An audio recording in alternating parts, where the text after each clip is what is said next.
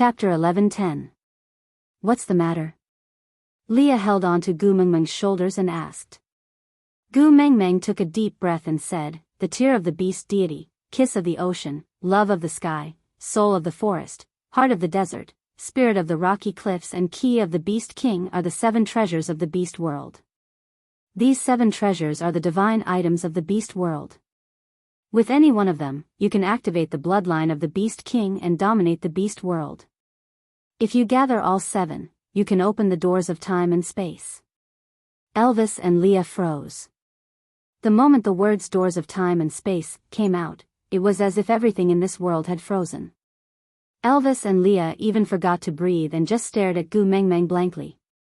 In the next moment, the blood in their bodies boiled like white smoke rolling in ice. It looked surging, but there was no warmth at all, it was bone-chilling. Elvis scooped Gu Mengmeng into his arms and hugged her tightly. He clenched his teeth and could not say a word. His blood-red eyes widened, and in that instant, his eyeballs were filled with red veins. It was frighteningly hideous. Lee's throat let out a low trembling cry. It was not anger or sadness, but the echo of an uncontrollable trembling under extreme fear. For words, Gu Mengmeng only used 4 words to scare the black and white duo that every tribe in the beast world feared so much that they felt chills all over their bodies and their souls left their bodies. "No more, we won't give birth." Lee's voice was full of determination and trembling. There was no hesitation at all. Nothing in this world could be compared to Gu Mengmeng, they did not even have the right to be compared. If he had to risk losing Gu Mengmeng to obtain something, he would rather destroy the world.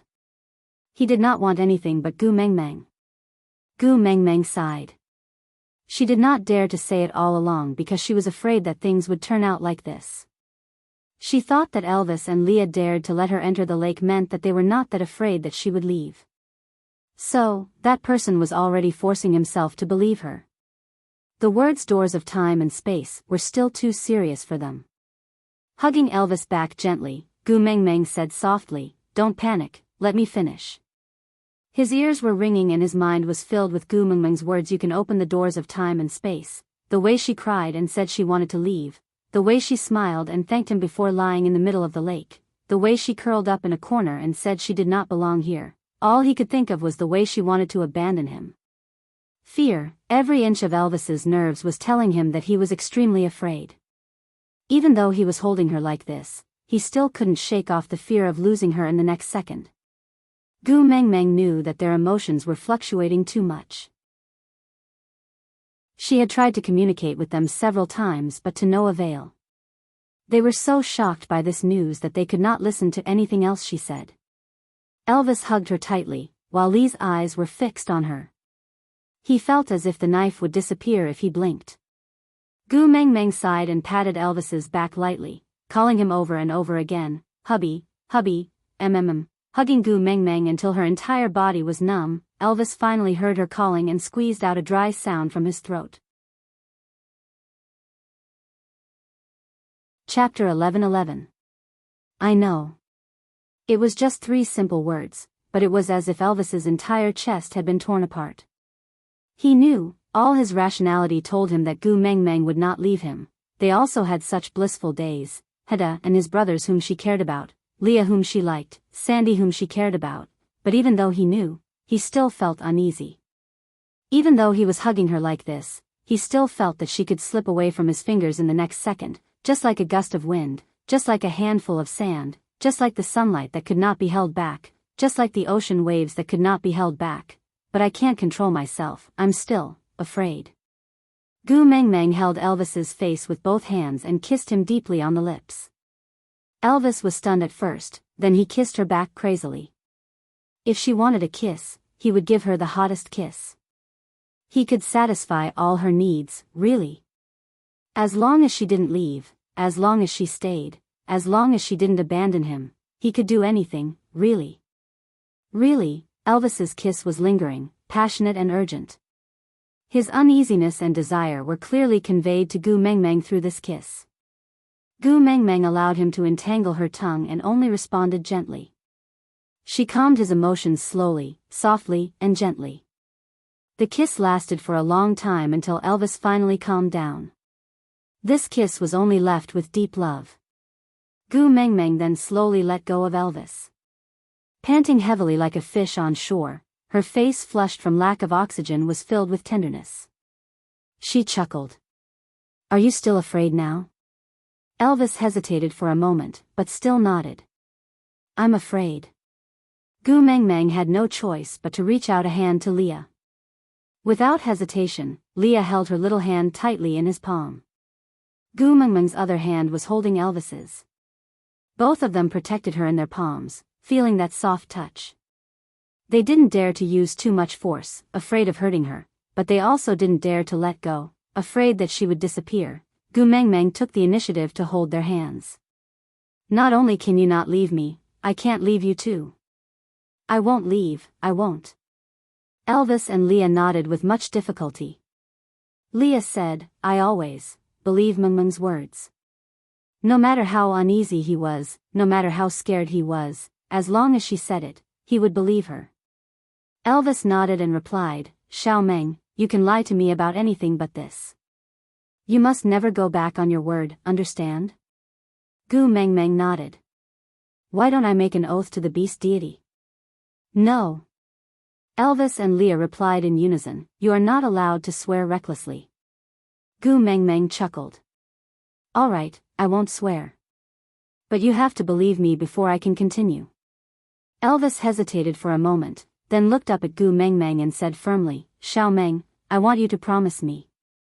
If one day you decide to leave, take me with you, or kill me."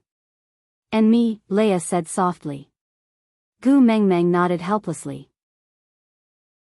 "All right, if I want to leave, I will definitely bring the two of you along." They were never afraid of death, but losing her. With this promise, the two of them gradually calmed down. The worst outcome would be death, but before that, they would not lose her. Chapter 11-12. This could also be considered as good news. At least it eliminated the possibility of someone plotting against Gu Mengmeng to force her into that door. Gu Mengmeng continued, "Among the 7 treasures, I have the tear of the beast deity, Qi Xian has the soul of the forest and the kiss of the ocean. I don't know where the love of the sky, the heart of the desert and the spirit of the rocky cliffs are, but what I am really worried about is the key of the beast king." Leah frowned and said, "You mean, a child with the bloodline of the beast king?"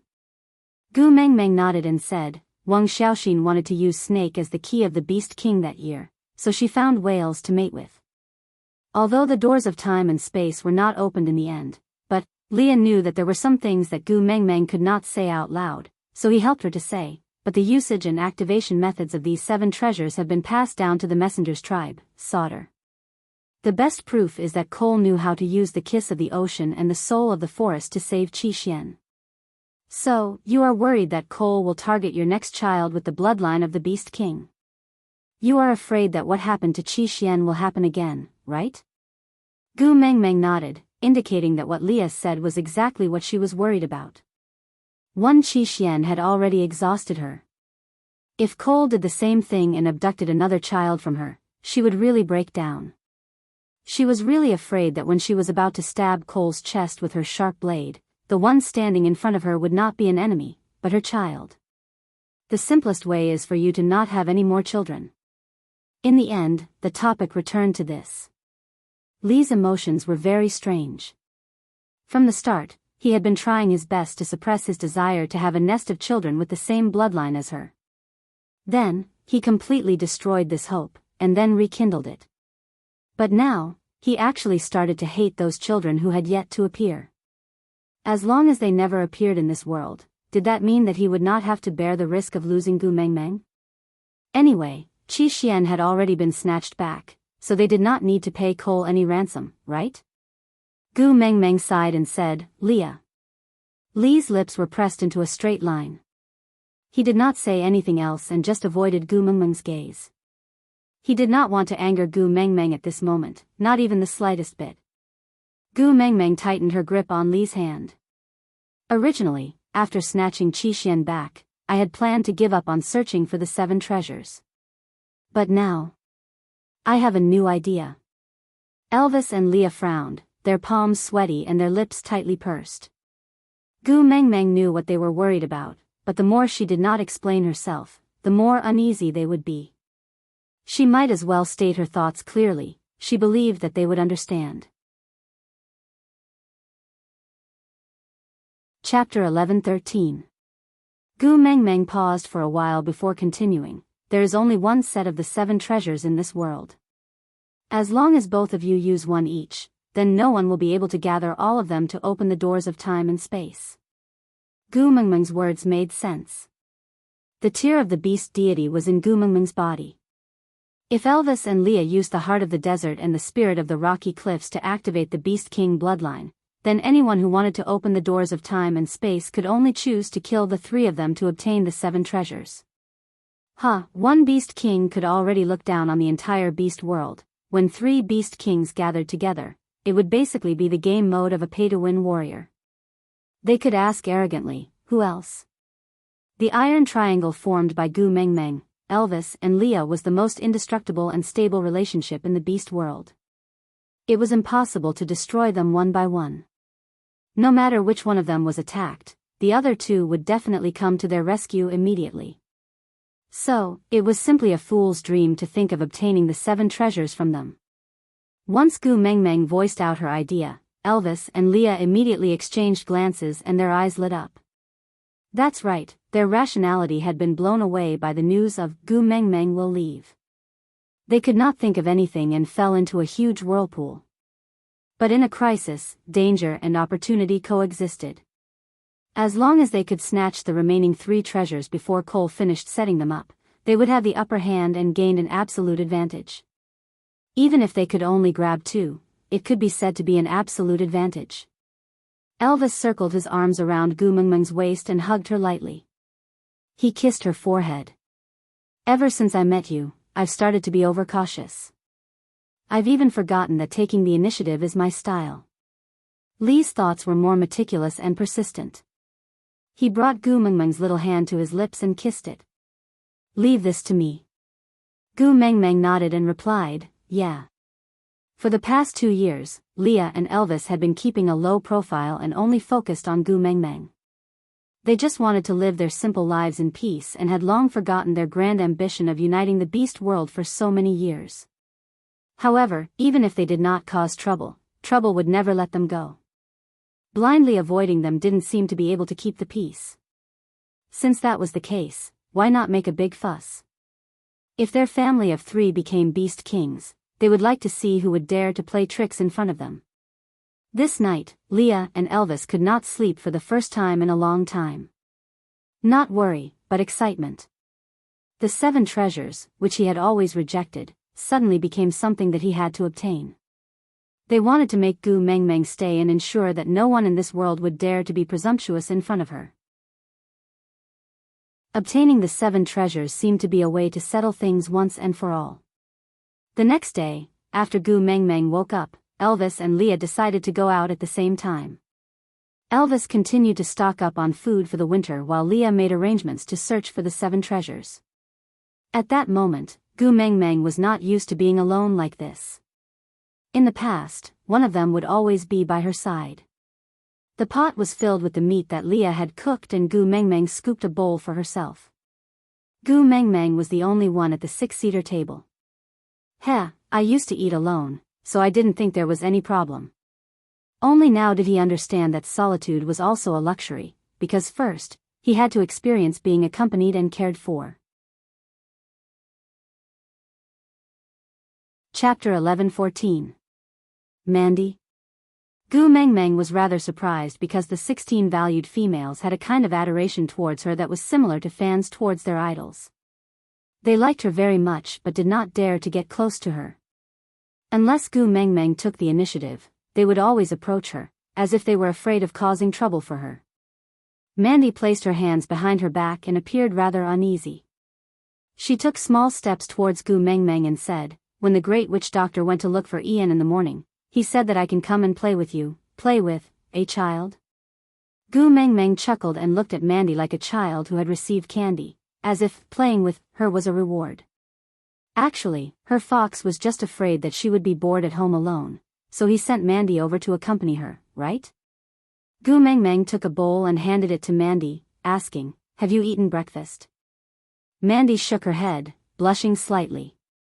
"I was preparing to eat when the great witch doctor went over, but he said that he had prepared a lot of food for you in the morning and that I can come and eat with you.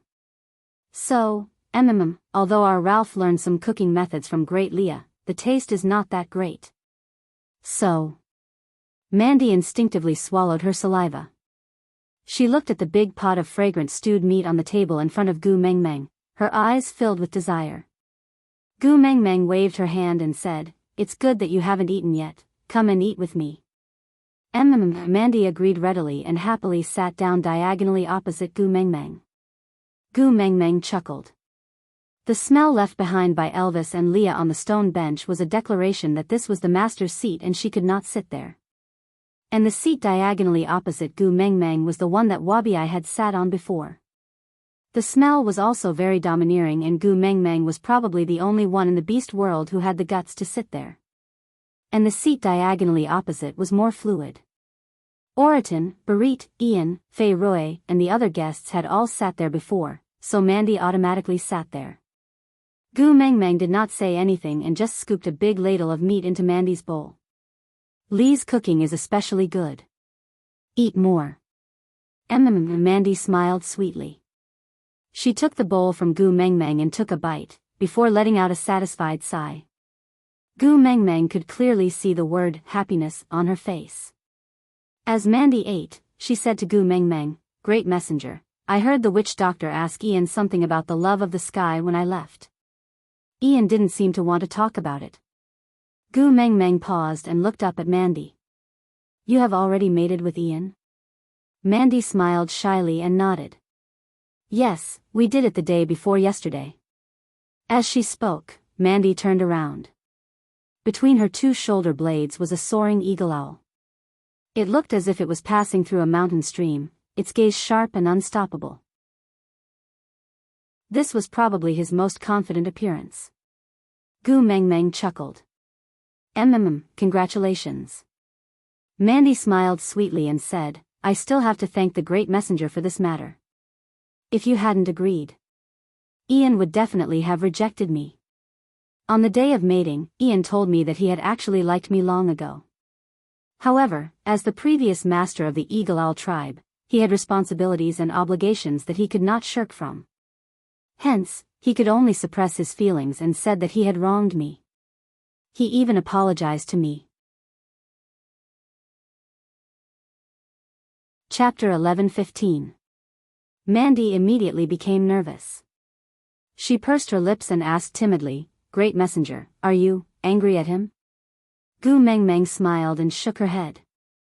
"I usually rebuke him on the spot. I won't settle scores with him later." Mandy heaved a sigh of relief. That's good, that's good. I was still worried. Ian was different from the other males in the beast world. He was probably the only one who would rebuke Gu Mengmeng other than Wabi-I. He was not afraid of her strength and identity like most males, nor was he blindly subservient like those males who had special thoughts about her. His loyalty could be compared to Barit's, but he would not treat her in a state of absolute obedience like Barit. Ian was the type who would help you even if he rebuked you. He was the type who would do anything for you while scolding you. Gu Mengmeng had thought that Ian would not say any sweet nothings with his sarcastic mouth. She did not expect him to apologize. Looking at Mandy's bashful expression, she must have been flirted with quite a bit. "TSK, you bird. You still have two faces." However, Gu Mengmeng did not expose Ian. After all, Mandy's family was different from hers and Sandy's. Mandy's family already had 27 partners. Under such intense competition, as a bad friend, good friend, Gu Mengmeng naturally could not be a burden to Ian. "Did you just say that Leah went to find Ian to ask about the love of the sky?" Gu Mengmeng changed the topic. Mandy nodded.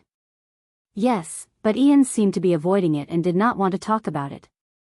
Yeah, it was naturally the right thing to ask someone who could fly about the sky. Ian's attitude was that he did not want to talk about it, not that he did not know. That meant that Leah did not find the wrong person. With Ian's brain, how long could he last under Lee's hands? Yeah, it had been a long time since she saw the black-bellied Leah online. Gu Mengmeng suddenly pitied Ian. Is the love of the sky what the great messenger is looking for? Mandy tilted her head and asked. Gu Mengmeng nodded as an answer. Mandy smiled and said, then I'll go back and help the Lord Messenger persuade Ian to tell the witch doctor everything he knows. Gu Mengmeng put down her chopsticks and looked at Mandy. Mandy, why don't you just call me by my name like Sandy?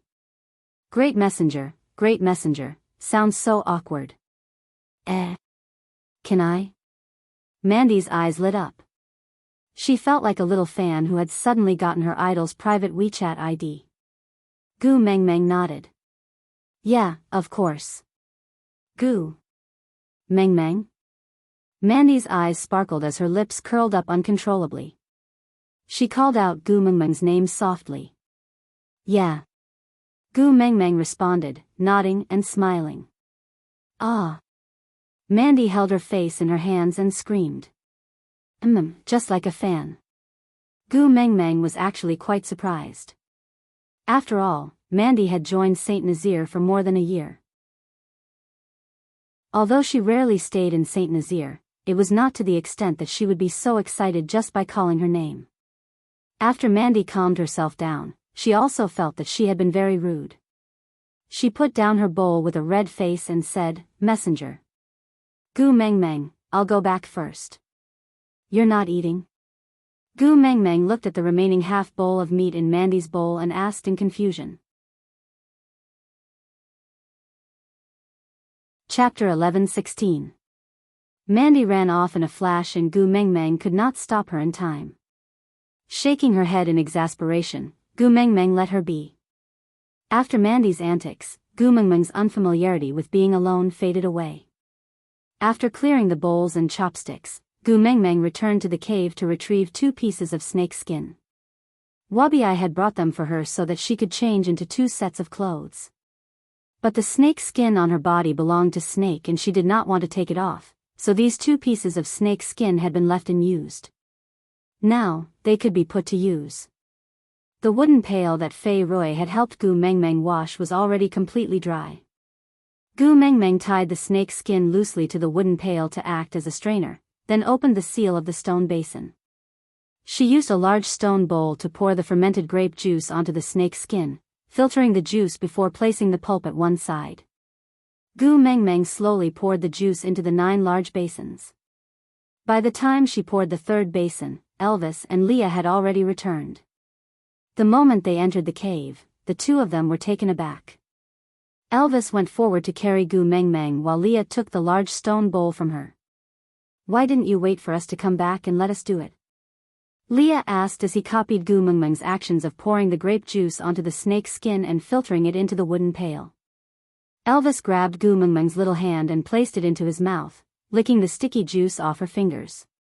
Gu Mengmeng giggled from the itch. Anyway, it's boring to stay home alone, so I did something to pass the time. Sigh.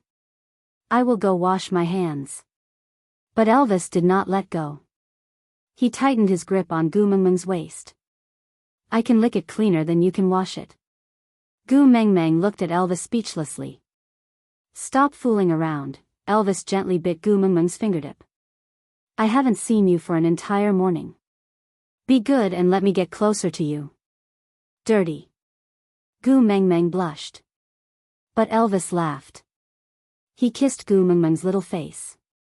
My xiao meng is so delicious, how can it be dirty? With that, he sent Gu Mengmeng's little hand, which was stained with grape juice, into his mouth. He sucked and sucked, his deep gaze fixated on Gu Mengmeng's face, making her blush.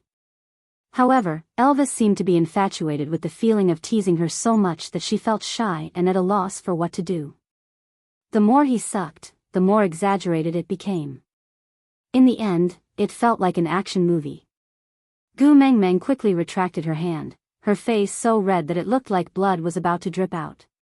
Not daring to look at Elvis again, she could only change the topic to Leah. Mandy came to have breakfast with me this morning and said that you went to look for Ian to ask about the love of the sky?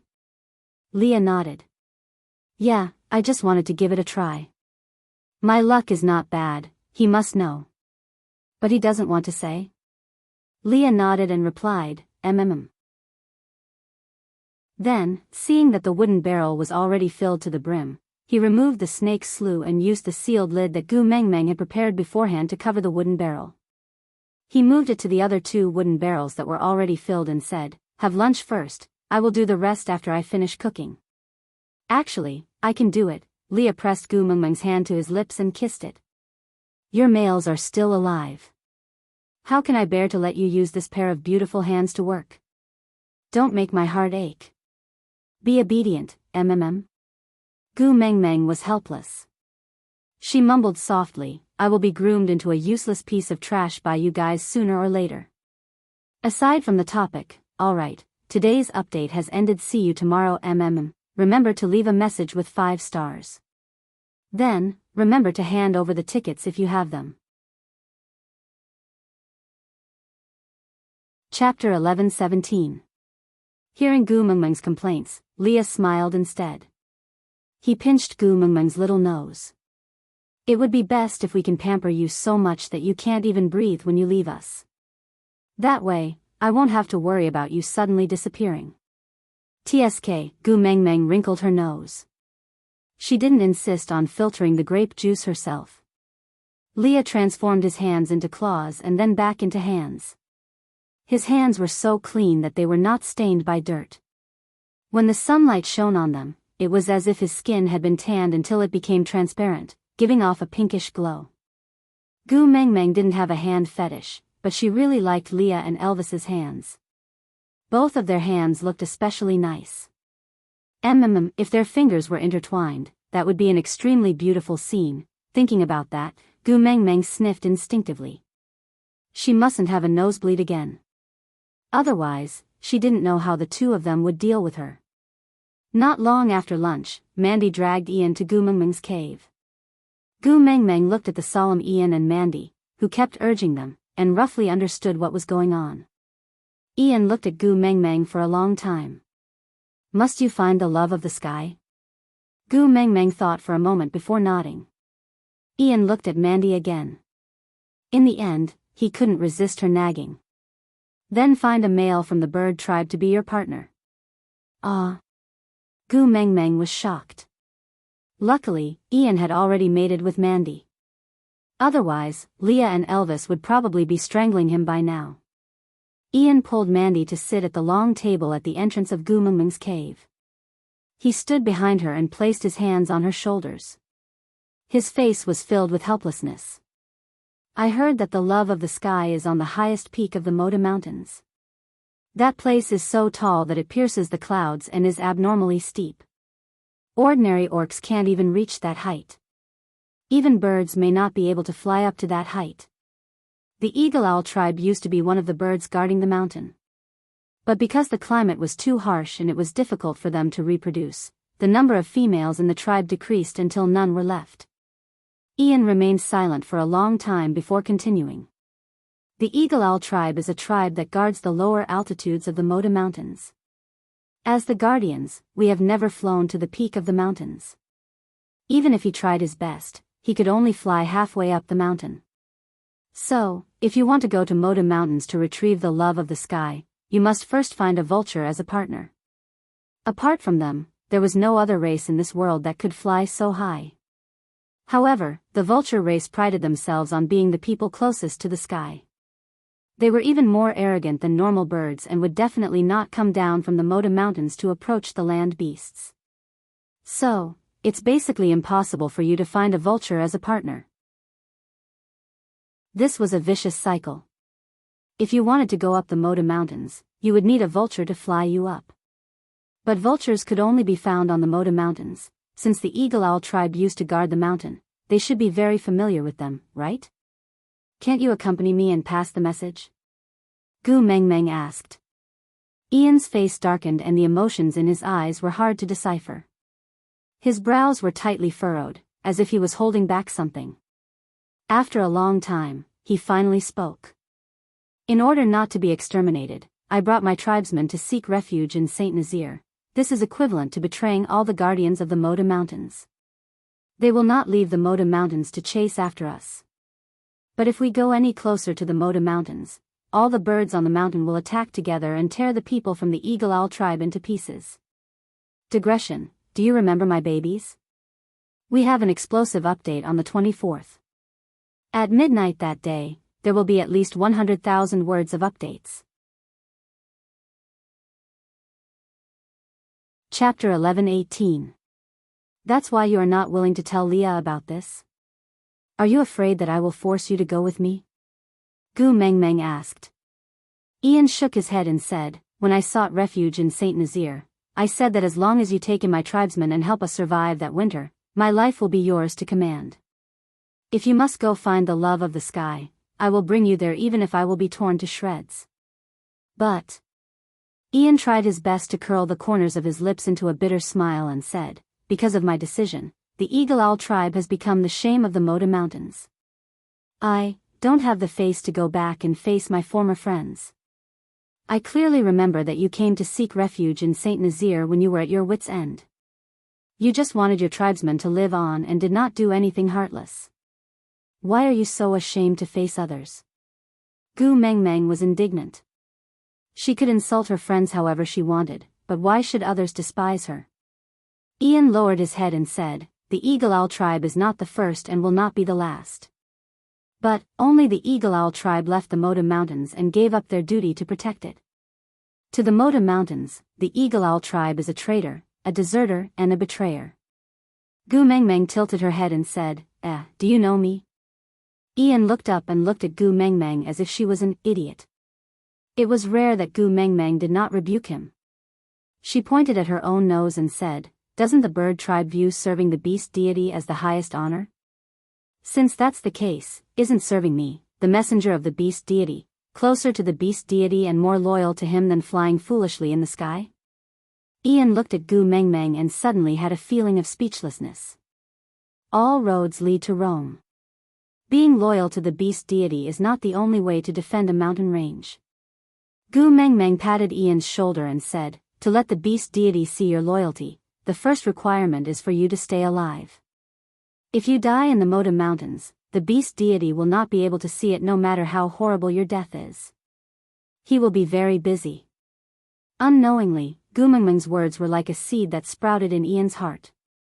Then, it gradually grew into a towering tree, absorbing all the haze that had been weighing on his heart for over a year. He had sought refuge in the Saint Nazir tribe where the messenger of the beast deity was. He was merely using a more direct method to continue offering his loyalty to the beast deity. Perhaps he hadn't pushed the Eagle Owl tribe to the point of no return, right? Ian curled his lips and looked up at Gu Mengmeng again. He felt that she was exceptionally pleasing to the eye today, but he could not help but praise her. I didn't expect to hear something human from you one day. TSK, heartless. Gu Mengmeng rolled her eyes at Ian, but she was not really angry. She just held her chin and looked at Ian, asking, is Moda Mountains far? How long does it take from Saint Nazir? Ian said, it took us 9 days to get here. If we travel on foot, it will take at least half a month. Gu Mengmeng's fingers tapped lightly on the edge of the table. Half a month, just the journey back and forth would take a month. Almost half of the rainy season had passed. If they left now, they would definitely not be able to return before winter. Chapter 11:19. All right. It was a simple word, but it carried the weight of a promise. Ian did not know what position Gu Mengmeng held in his heart.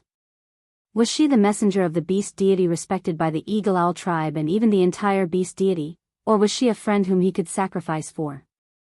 He only knew that Gu Mengmeng was a very special existence. No matter what happened during normal times, as long as she said the word, he would risk his life to accompany her without a second word. With the matter settled, Ian did not stay any longer. He held Mandy's shoulders and said, let's go back first, don't disturb others' meals. Mandy looked at the meat in Gu Mengmeng's pot with envy. She had wanted to eat more in the morning, but in order to help Gu Mengmeng persuade Ian, she only ate a small bowl before leaving. Now, that pot of meat might not even be enough for Leah or Elvis, so she was too embarrassed to stay for a free meal. She stood up and followed Ian out. After 2 steps, she stopped and turned back to look at Gu Mengmeng. She called out softly, "Gu Mengmeng." "Mm." Gu Mengmeng looked up at Mandy, using a single room to ask her what was the matter. But Mandy smiled brightly and waved. "I'm leaving, goodbye, oh." Gu Mengmeng was at a loss. Then, she heard Mandy say to Ian in a soft but excited voice, "Did you see that? I called the great messenger's name, and she answered me." A crow flew past Gu Mengmeng's head, leaving behind 6 large dots. After Ian and Mandy left, Leah took over the bowl and chopsticks from Gu Mengmeng's hands. He put down the chopsticks and changed to a small spoon to feed Gu Mengmeng personally. Elvis lifted her by the waist and Gu Mengmeng fell into his arms. This stance, there was a demonic aura.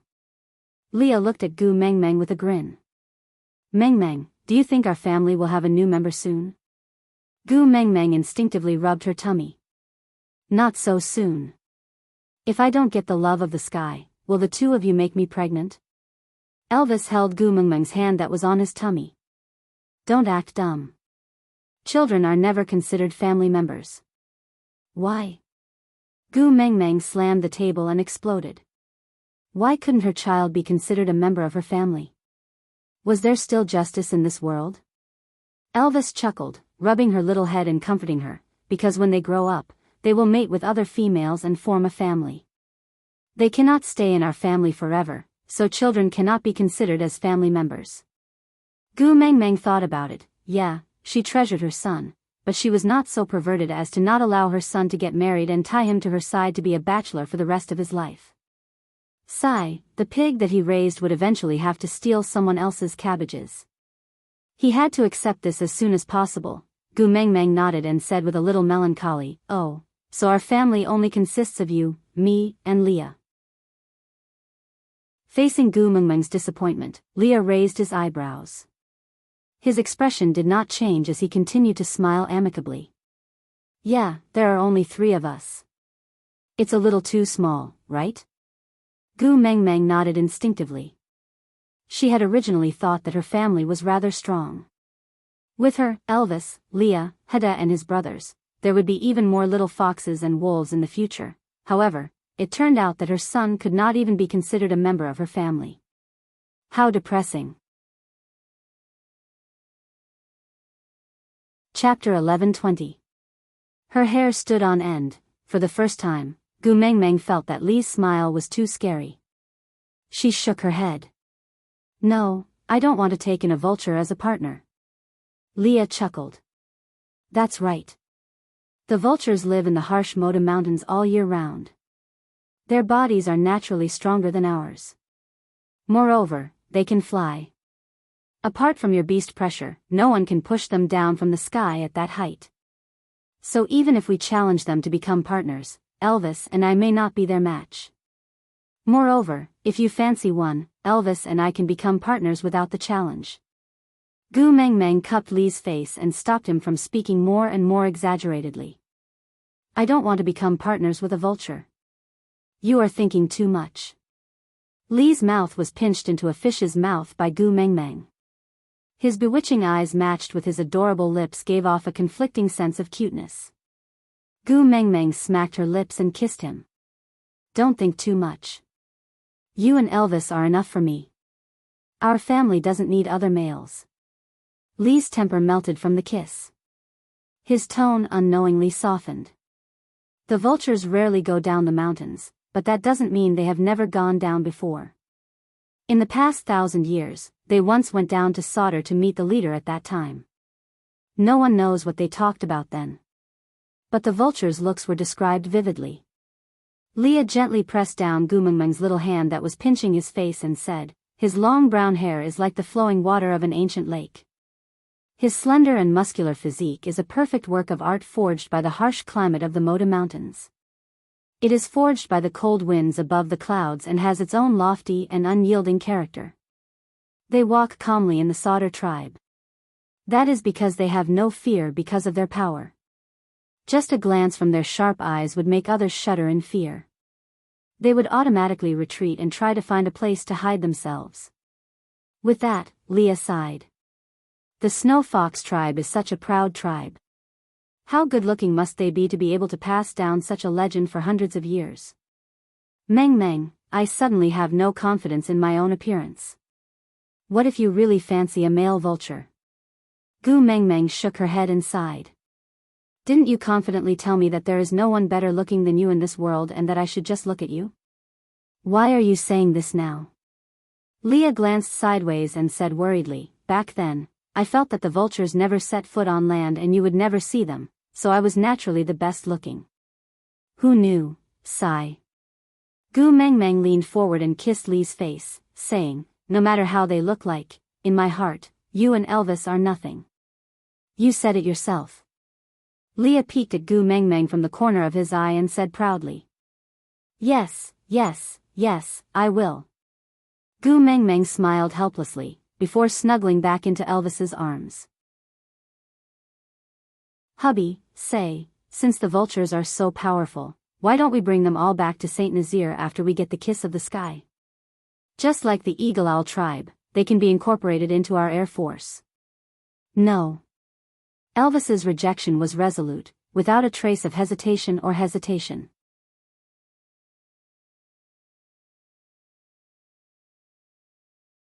From what Ian said, not all birds can go up there, let alone land beasts. Actually, there was a very simple solution. That was to let Gu Meng Meng sleep and ask the beast deity. But no one would bring up this suggestion now. Because Elvis and Leah were extremely afraid that Gu Meng Meng would directly transmigrate back to that dream realm. Chapter 11:22. Since they could not ask the beast deity, the problem of how to ascend the mountain became a dilemma.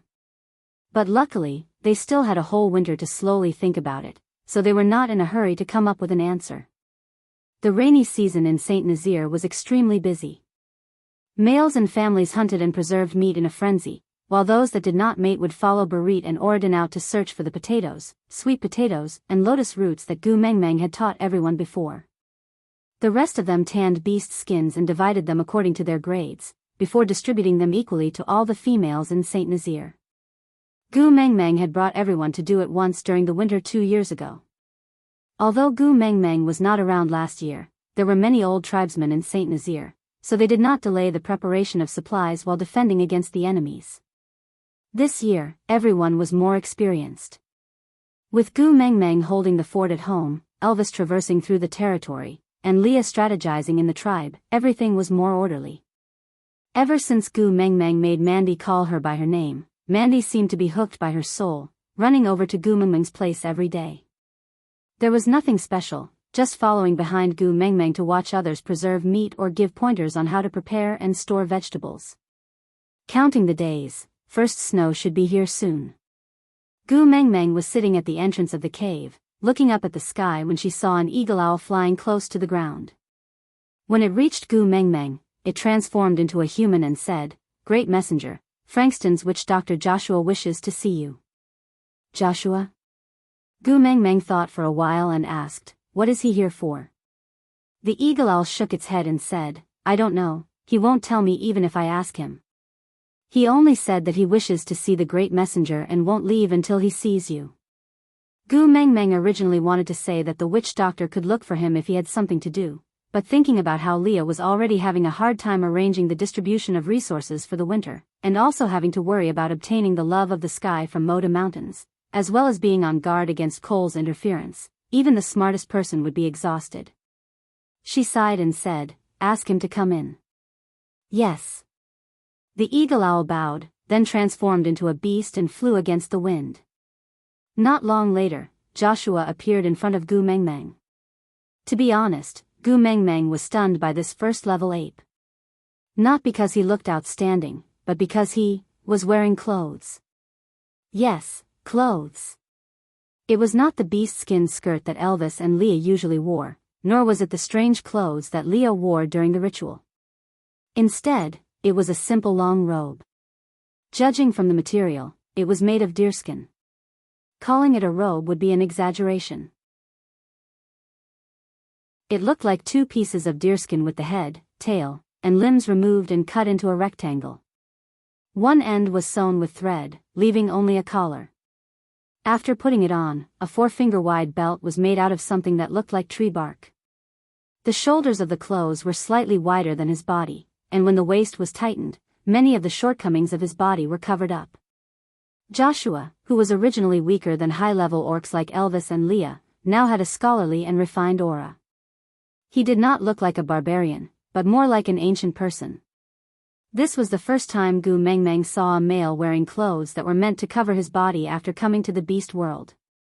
She could not help but feel a sense of familiarity. Chapter 11:23. Greetings, great messenger. Joshua bowed respectfully. Gu Mengmeng nodded as a form of greeting, but did not go near Joshua. After all, she didn't forget that when she passed by Frankston on her way back from Zacharias, Frankston's leader, Hanston, and this witch doctor, Joshua, had offered to escort her. At that time, Hanston had said that he didn't dare to have any other thoughts, but this level 1 Joshua had stubbornly insisted that he wouldn't give up. What if her man got jealous? Now that Elvis and Leah were not at home, Gu Mengmeng did not want to cause any unnecessary trouble. After all, first it was Fei Rui, then it was Victor, and then there was a male vulture. If she got involved with this Joshua, she would not be able to do anything for the entire winter. She would just be soaking in a vat of jealousy every day. So, Gu Mengmeng maintained a certain distance from Joshua. She asked with a neutral expression, "Is there anything you need from me?" Joshua nodded. "Winter is coming soon. I wish to request to stay in the Great Messenger's cave." If it was in the past, Gu Mengmeng might have asked why he wanted to stay in her cave. But Barit had already caused trouble once before, so Gu Mengmeng naturally understood that Joshua wanted to stay in the cave to store food for her. Holding her forehead, Gu Mengmeng shook her head. "Elvis only stored enough food for our family to survive the winter. He did not prepare any for you."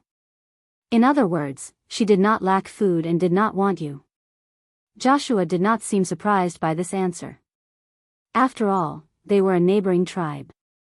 It was no secret that Saint Nazir had a way to store food. Joshua nodded. Then, he tilted his head and smiled. "Then, does the Great Messenger lack beast pets? The kind that is the closest to your way of thinking and behavior?" Gu Mengmeng chuckled. She shook her head.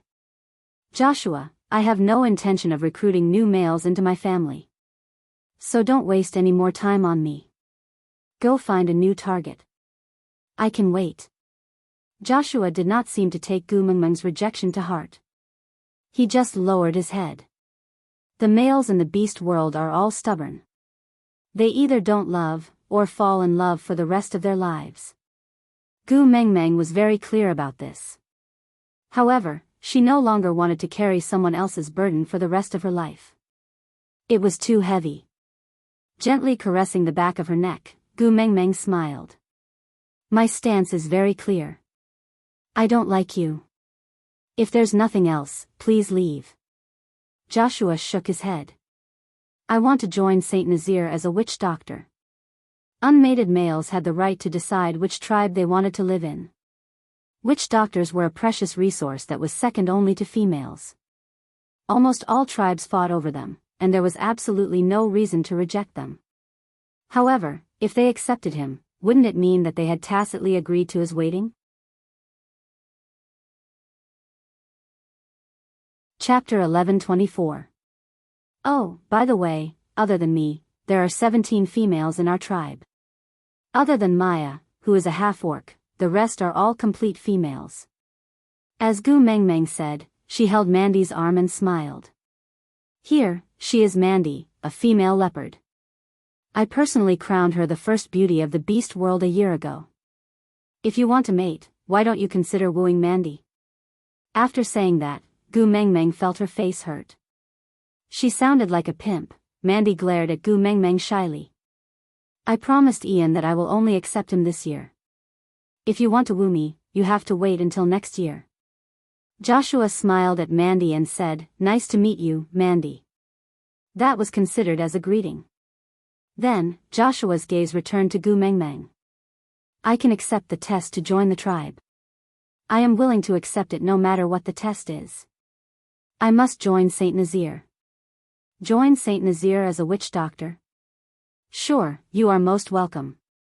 Leah hurried back the moment he heard that Joshua had come to meet Gu Mengmeng. But the moment he arrived, he heard this fellow confessing to Gu Mengmeng. He did not appear because he wanted to hear Gu Mengmeng reject him personally. But even after Gu Mengmeng made it so clear, he still pestered her. Leah patted Joshua's shoulder lightly and said, "The witch doctor's test shall be conducted in the witch doctor's way. I just patted 4 types of medicine on your shoulder. If you can find all 4 types of medicine by this time tomorrow, you will pass. I will welcome you on behalf of Saint Nazir. If you can't find them, then you can scram back to where you came from. Don't be an eyesore in front of me again."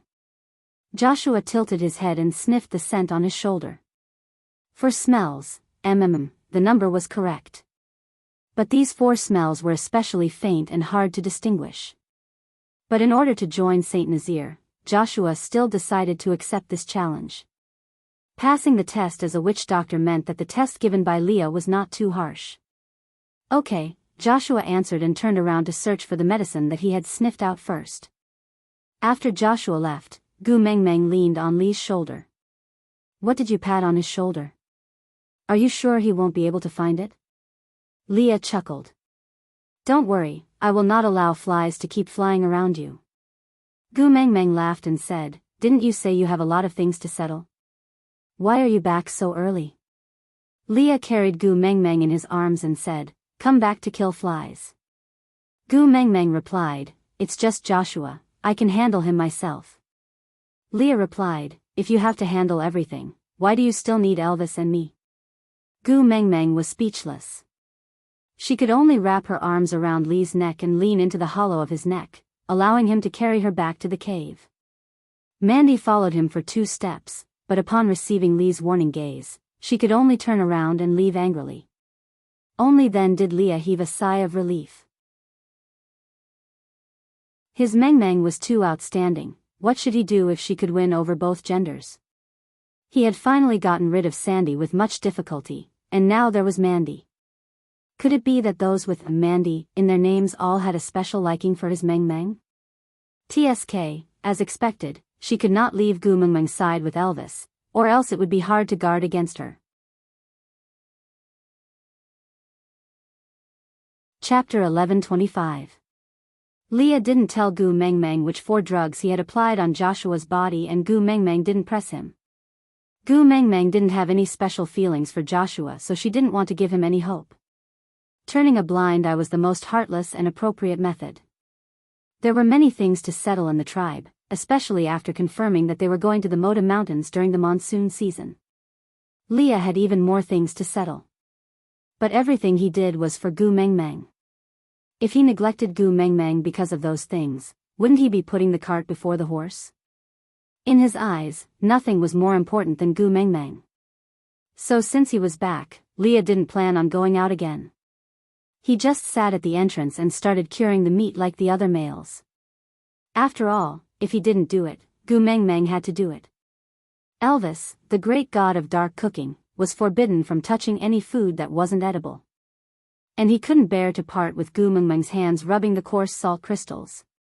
Seeing that Leah was preparing the food, Gu Mengmeng automatically stood behind him and massaged his shoulders. "You must be exhausted after so many things happened recently." Leah enjoyed Gu Mengmeng's service and smiled. "The most tiring thing is that I can't look at you every day. I have to resist the urge to leave everything behind and come back. It's so tiring. But winter is coming soon. By then, I will have nothing to do and just have to look at you every day." Gu Mengmeng wrapped her arms around Lee's shoulders from behind and rested her chin on his neck. "In the blink of an eye, this is the 3rd winter we have spent together." Leah shook his head. "The 1st. Huh?" Gu Mengmeng didn't understand. Leah said, "In the 1st year, you mated with Elvis and I was an outsider. In the second year, you circled around Xixian for the entire winter. Elvis and I were both outsiders. This year, you have to focus on accompanying the two of us. After all, this is the first winter for the three of us as a family of three. Gu Mengmeng chuckled. All right, we will stay in the cave for the entire winter. I will accompany the two of you. Leah nodded and said, Elvis and I have already expanded the layout of the cave. Before winter, that stone table will be moved into the cave. The storage room has also been expanded to make it easier for you to throw potatoes at us. The floor is also covered with soft new soil, so you won't trip or hurt your feet when you chase after us. Gu Mengmeng was taken aback. Why would I throw potatoes at you? Leah glanced sideways with a tinge of disappointment in his eyes. You won't be screwed up this year? Gu Mengmeng blinked her eyes and looked at Leah in confusion. Leah sighed. I was very envious at that time. I thought I would finally have the chance to be smashed by you this year. That year? Gu Mengmeng thought for a long time before recalling that in the first year of mating with Elvis, Elvis had said that she had gained weight. She was so angry that she chased after Elvis and threw potatoes and sweet potatoes everywhere, causing him to dodge in all directions, but not a single thing fell to the ground and he caught all the food she threw at him steadily. She hugged Leah and rubbed herself against him with all her might, smiling. Are you an idiot? Why would you be envious of being beaten up? Leah allowed Gu Mengmeng to mess around with him. He smiled indulgently. I have masochistic tendencies. I only do this to you. Aside from the topic, today's update has ended babies. Susu is working very hard to save chapters. Really working very hard. So, are there any rewards? Something like a monthly ticket, or something like that. Act cute and roll on the ground for tickets.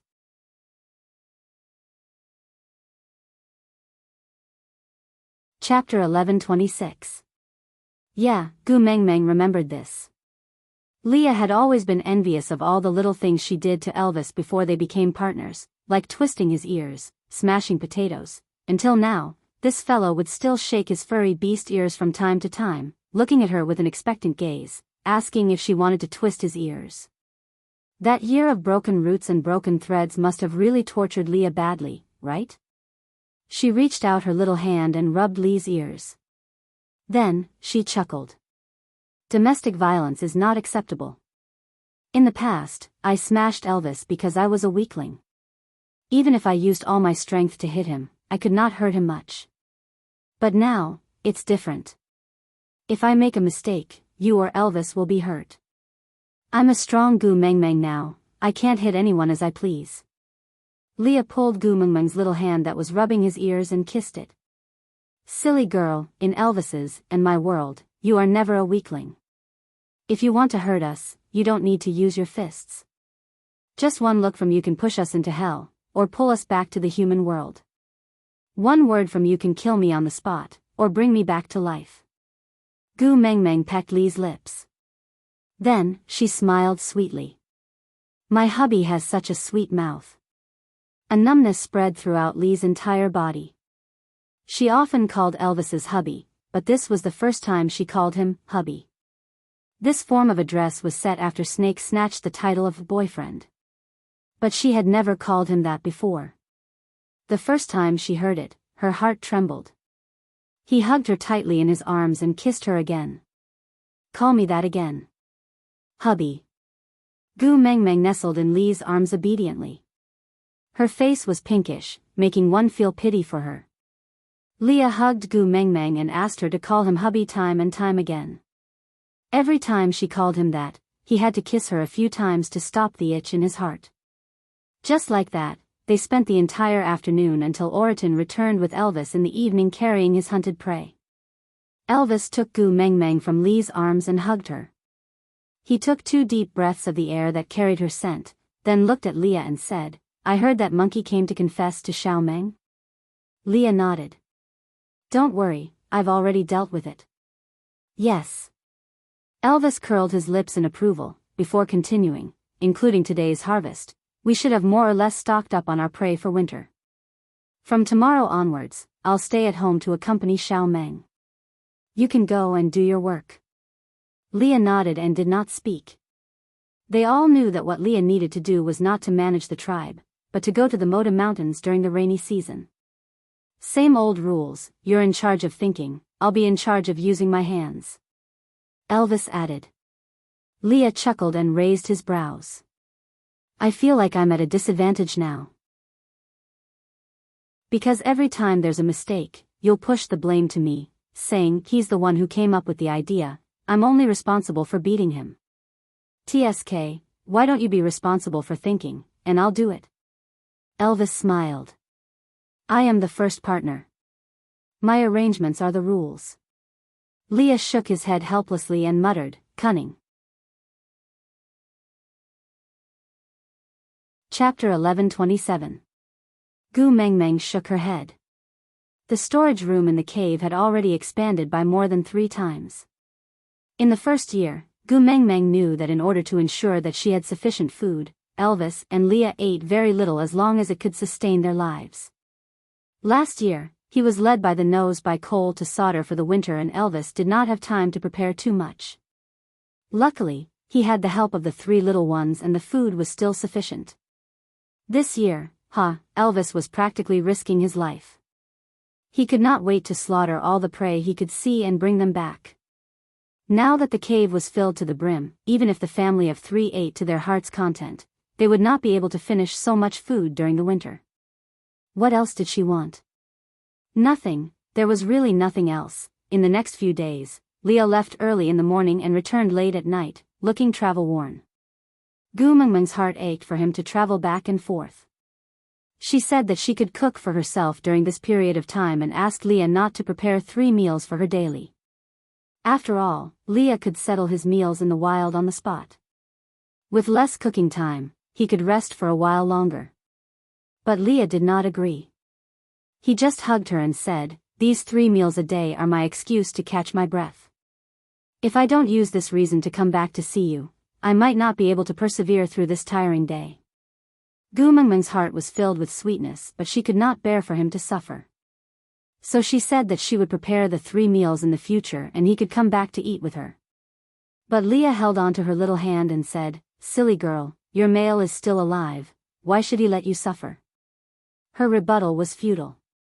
Leah still came back on time to prepare 3 meals every day. After taking care of Gu Mengmeng's daily needs, he hurriedly went back to work. The weather was getting colder. Even without a calendar, one could feel that winter was about to arrive. Mengmeng. Leah took out a piece of beast skin and draped it over Gu Mengmeng's shoulders. Then, he hugged her shoulders and kissed her forehead, saying, it's going to be winter soon. Should we hold a bonfire party to liven things up? Gu Mengmeng did not understand. Everyone was busy preparing food. Who would have the time to hold a bonfire party? Leah said, Saint Nazir was not peaceful at this time last year. This year, with you back at the helm, no one would dare to cause trouble. However, the clansmen are more or less traumatized. When I saw Maya yesterday, she was still saying that she had a feeling that in the next second, an enemy would suddenly rush in to steal their food and kill their males. Maya. Gu Mengmeng thought for a while. She had almost forgotten about this female. Maya had always been on good terms with Nina. She had watched coldly as Nina bullied Sandy for many years.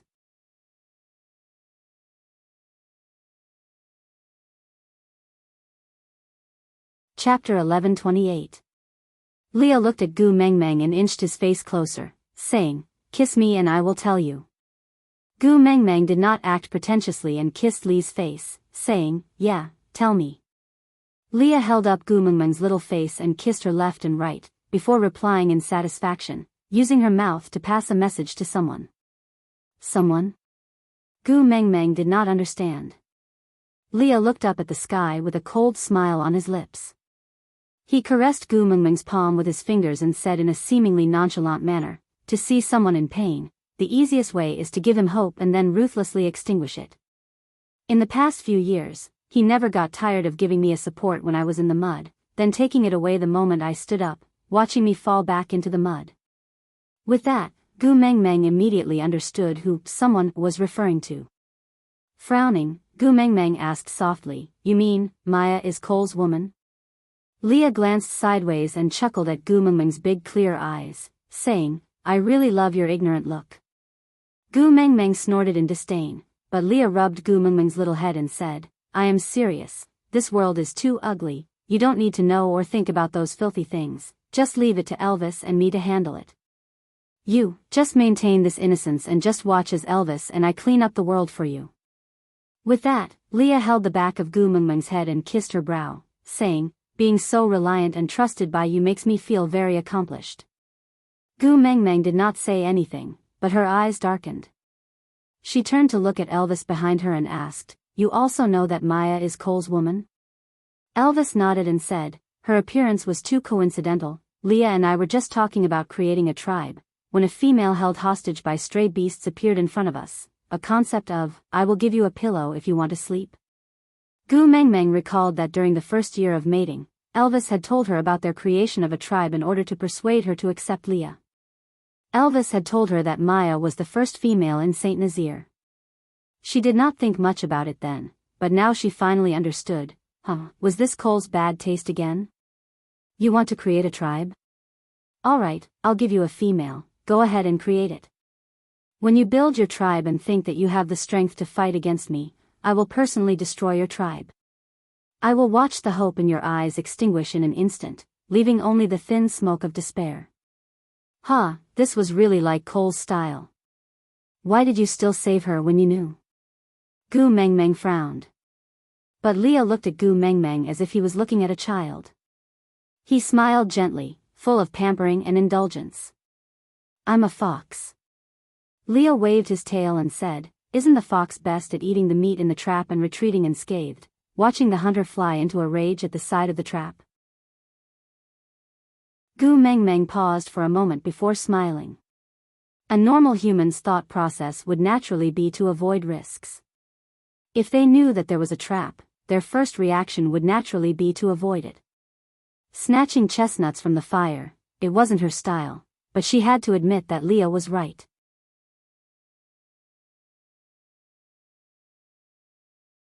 Chapter 11:29. "But, why did you tell her about us going to Moda Mountains?" Gu Mengmeng frowned. She did not want to get involved with Cole. Leah pinched Gu Mengmeng's little nose and said, "Do you think Cole knows that I know Maya is his woman?" Gu Mengmeng was a little confused by Lee's words and only understood after thinking it through twice. Thinking about it, with Cole's suspicious and scheming nature, it was impossible for him not to know that Leah had seen through Maya's identity. She nodded and said, "I think so too." Leah chuckled and agreed, "I think so too." Gu Mengmeng thought about it and then narrowed her eyes and said, "You clearly know Maya is Cole's woman, but you still purposely leaked the information to Maya so that Cole would not believe you, right?" Leah tapped the tip of Gu Mengmeng's nose and chuckled, "Smart. In this way, you have been asking about Moda Mountains with great fanfare, but in Cole's eyes, it is just a pretense." Gu Mengmeng chuckled, as if she could already see Cole's comical expression when he found out that he had been tricked by Leah. Yeah, the sight of the hunter standing at the side of the trap looking at the eaten bait and the empty trap was witnessed by the fox not far away.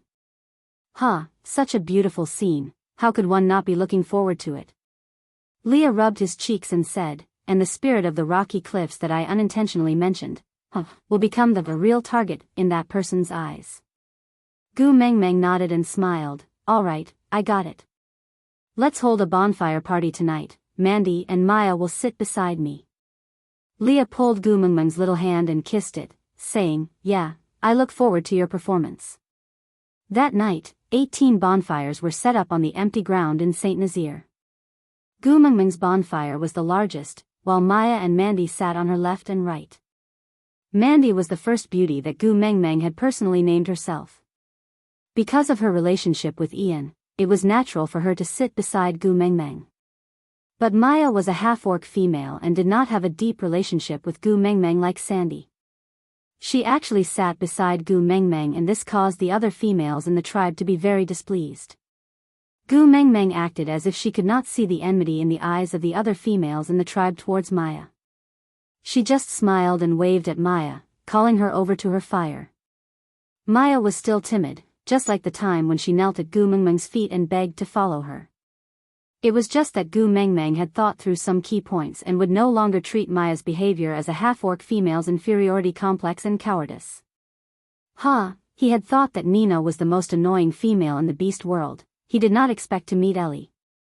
He had originally thought that Ellie was the classic example of a green tea bitch in the beast world. He did not expect that Maya was hiding beside him.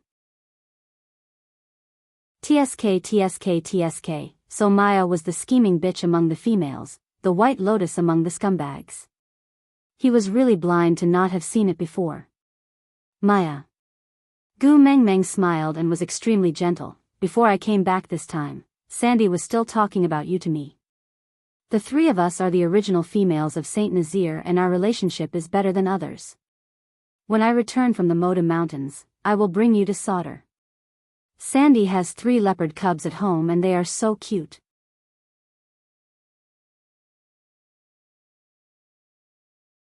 Chapter 1130.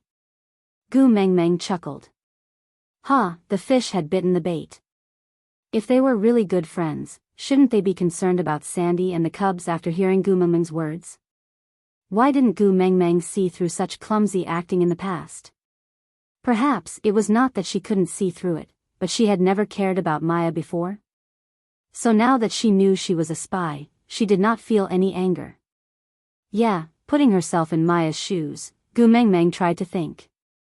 If this spy was not Maya but Sandy, she would definitely be furious. With that thought, Gu Mengmeng's mood improved. She smiled more sincerely and said, I plan to go to the Moda Mountains during the rainy season to find the love of the sky. But the Moda Mountains are very high, beasts can't even go up. Maya looked at Gu Mengmeng innocently. She did not know how many secrets she had revealed. Gu Mengmeng and Leah had to spend a long time to pry information about the Moda Mountains out of Ian's mouth, and as a half-orc female with no achievements in Saint Nazir, she really knew too much. Gu Mengmeng had her own thoughts but she did not show it on her face. She just continued, so I plan to take in a male vulture as my partner and let him fly me up. Vulture? Wow. Maya's face was full of longing, her eyes shining with envy. She said, I heard that vultures are the most arrogant race in the beast world. Every one of them has outstanding looks and is powerful. Gu Mengmeng is probably the only one in the entire beast world who can tame such a male. What a clumsy bootlicking. Gu Mengmeng smiled despite her disgust. They are my father's most loyal subjects. They should have the honor of being my partners. Maya's smile froze.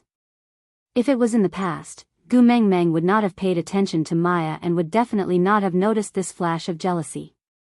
But now, she could see it clearly. Maya quickly adjusted her expression and smiled in agreement. Being able to be your partner is a gift from the beast deity. After all, you are not only the messenger of the beast deity, but also the daughter of the beast deity. Gu Mengmeng smiled without saying a word. She just raised her eyebrows and put on a proud look. Maya was also afraid that she would give herself away if she stayed by Gu Mengmeng's side for too long, so when she saw that Gu Mengmeng was ignoring her, she took the initiative to say goodbye and returned to her campfire. After Maya left, Gu Mengmeng called Mandy over. The 2 males who came with her were the first partner Ralph and the newly mated Ian. Ralph was very tactful and did not take the initiative to approach Gu Mengmeng. Instead, he went to Lee's side to learn how to cook. Ian was more familiar with Gu Mengmeng. Before mating, Elvis and Leah did not say anything when he loitered around Gu Mengmeng. Now that they had mated, Elvis and Leah were even less concerned about him.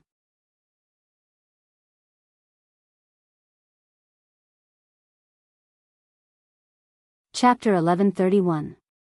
Gu Mengmeng shook her head. I can't guarantee that I will stay here during every rainy season, but I can guarantee that Saint Nazir will become stronger and stronger. So strong that no one will dare to sneak up on us and snatch our food. Mandy was a little disappointed. She pouted. Without you around, the atmosphere in the tribe will be weird. It's as if we are missing our backbone. It makes people feel uneasy. Gu Meng Meng patted Mandy's little head. Don't worry, everything will get better. Take your claws off her. Ian tooted. His tone was not very friendly. Without Wabi-Ai around, Ian was the only one left to bicker with Gu Meng Meng. Gu Meng Meng smirked mischievously. She removed her hand from Mandy's head and spread her palm out in front of Mandy. She stared at Ian provocatively and shouted, Mandy, come, let's hold hands. Ian's eyes were fixed on Gu Meng Meng. Mandy felt overwhelmed by the favor. She carefully placed her fingertips on Gu Meng Meng's palm. Gu Meng Meng lifted her hand up and grabbed Mandy's little hand. Then, she purposely spread her fingers in front of Ian. She interlocked her fingers with Mandy. Then, she raised her chin and raised her brows. She looked at Ian with a bite me if you have the guts expression. Ian tooted. He turned to look at Elvis. Your female is seducing others like this. Aren't you going to stop her? Elvis's expression did not change. He just tore off a small piece of roasted meat from Leah and sent it to Gu Meng Meng's mouth. My Xiao Meng likes to bully others. It's her good fortune to have taken a liking to your Mandy. Snatch her back if you have the ability. If not, learn from Bode. Learn from Bode? Ian asked.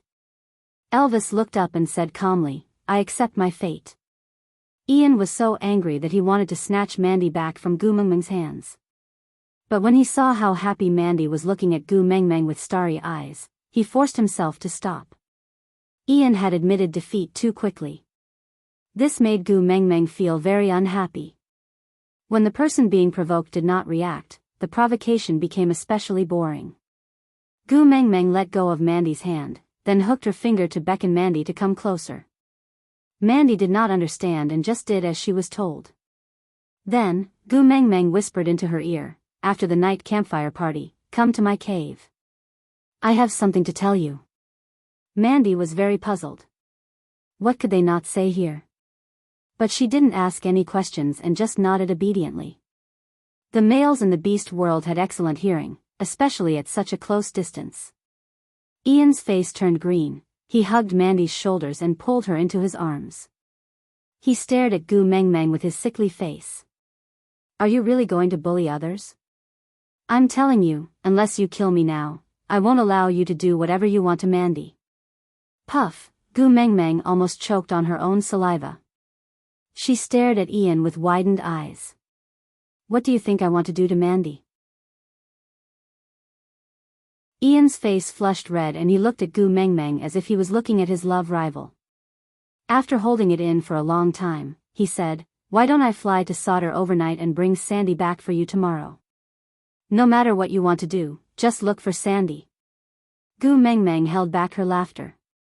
She understood that Ian must have thought of her as a lesbian.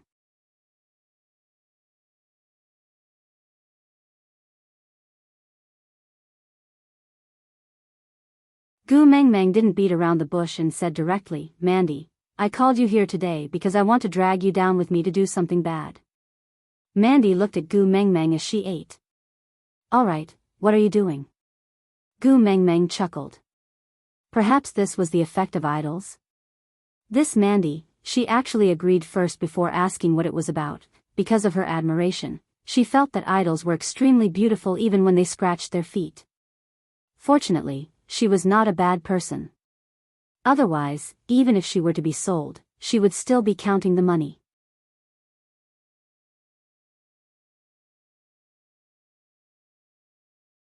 Chapter 1133. Mandy looked at Gu Meng Meng, not really understanding. Gu Meng Meng said, I want all females to keep their distance from her and not play with her. Mandy nodded in realization and said with a smile, I understand now that you put it this way. Without asking why, Mandy nodded and continued. No problem, leave this matter to me. Before sunset tomorrow, I guarantee that none of the 16 valued females will bother with her. Gu Meng Meng chuckled approvingly. Then, she added. But you can't let anyone know that I am the one who ordered you to do this. Mandy nodded. No problem. Gu Meng Meng scooped another bowl of meat for Mandy. Eat more. Mandy replied and ate a few more bowls. Gu Mengmeng's appetite wasn't big and she had roasted meat during the night campfire party. Hence, most of the stewed meat went into Mandy's stomach. After finishing her meal, Mandy licked her lips and bade farewell to Gu Mengmeng reluctantly. She then followed Ian back to her own cave. Leah smiled at Gu Mengmeng as he tidied up the cutlery. Looks like we have the same idea. Gu Mengmeng chuckled in Elvis's arms. In the beast world, females are the most respected. Mated males treat their females like deities. As long as the 16 valued females ostracize Maya, it will be difficult for her to do anything in Saint Nazaire.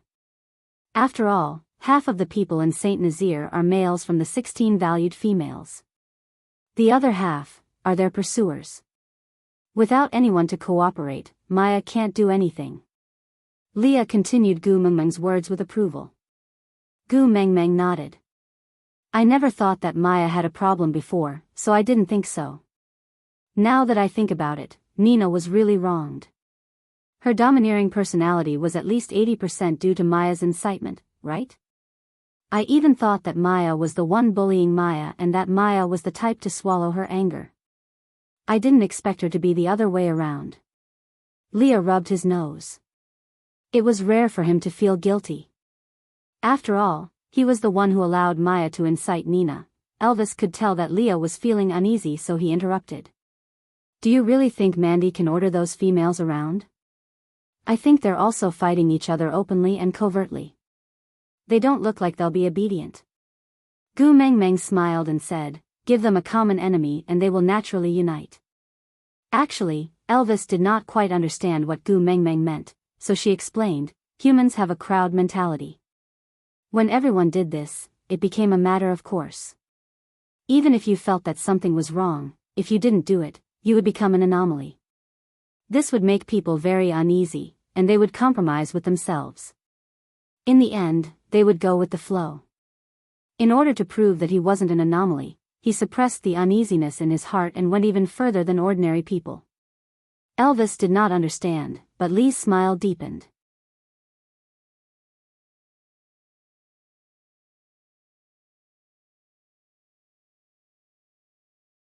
Chapter 1134. Let's take Maya as an example. Gu Mengmeng chuckled, then continued, I purposely arranged for her to sit beside me during the night campfire party today, and even called her over to my campfire to talk for a while. This was an opportunity for her to be hated. Elvis looked at Gu Mengmeng in confusion, asking, but Mandy also sat beside you, and went to talk to you, so will she be ostracized too? Gu Mengmeng shook her head and said, Mandy is the first beauty of the beast world that I personally named. She has taken the little bamboo cup that I personally made and has become my partner with my good friend Ian. She can come to the cave to eat, chat and play with me whenever she wants. If she sits beside me, everyone will only take it for granted. But Maya is different. Gu Mengmeng's gaze turned cold, and with a hint of slyness, she said, although the 16 valued females come from different tribes, they came to Saint Nazaire together. They are on the same starting line, and have a kind of empathy for one another. And Maya, the original half-orc female of Saint Nazaire, will never be able to blend into the circle of the 16 valued females. If she had a good relationship with me like Sandy, it would still be alright. But unfortunately, our relationship is just so. If Leah had not suggested for me to reveal the news to her today, I would have forgotten about this person. Gu Mengmeng paused, then said, if I really forget about her, it would be a good thing for her. After all, she knows how to show her weakness, putting on a cowardly look whenever she meets people, and is highly deceptive. Most females would not make things difficult for her, because a complete female would not even bother to treat a half-orc female like her as an opponent. But she just had to be like this, suddenly becoming the center of attention today.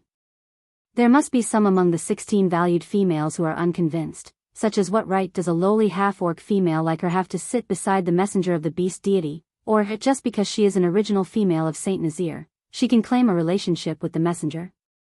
How shameless, and other reasons are enough to make her ostracize. Gu Mengmeng took a deep breath and continued, and what Mandy has to do is just to randomly start a conversation, then add some fuel to the fire. Leah held his cheek and looked at Gu Mengmeng, his long and narrow eyes filled with approval. He loved Gu Mengmeng's craftiness like a little fox. It was really charming. Lusting after her radiant look, Leah continued asking, "Are you so sure that those females will only target Maya and won't implicate Mandy?"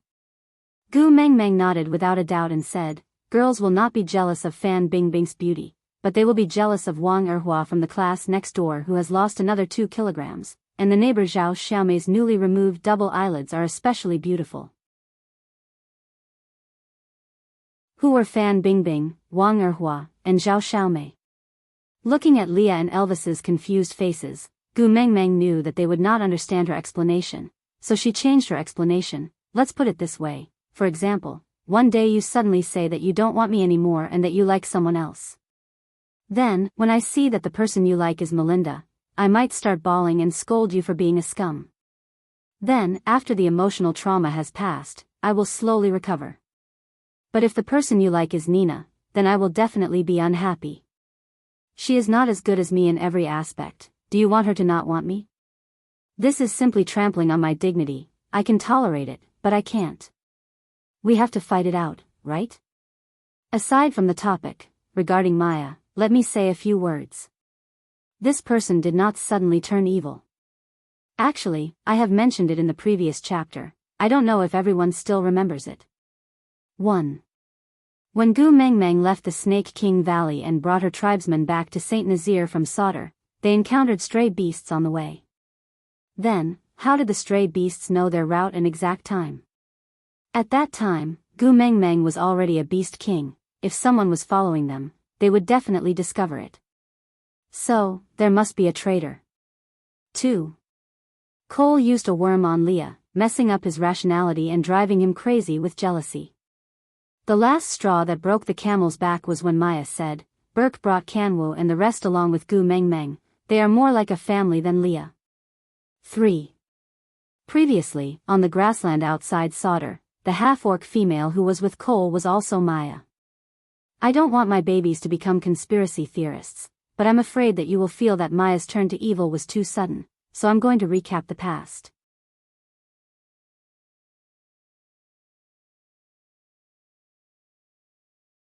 Chapter 1135. Li's face darkened.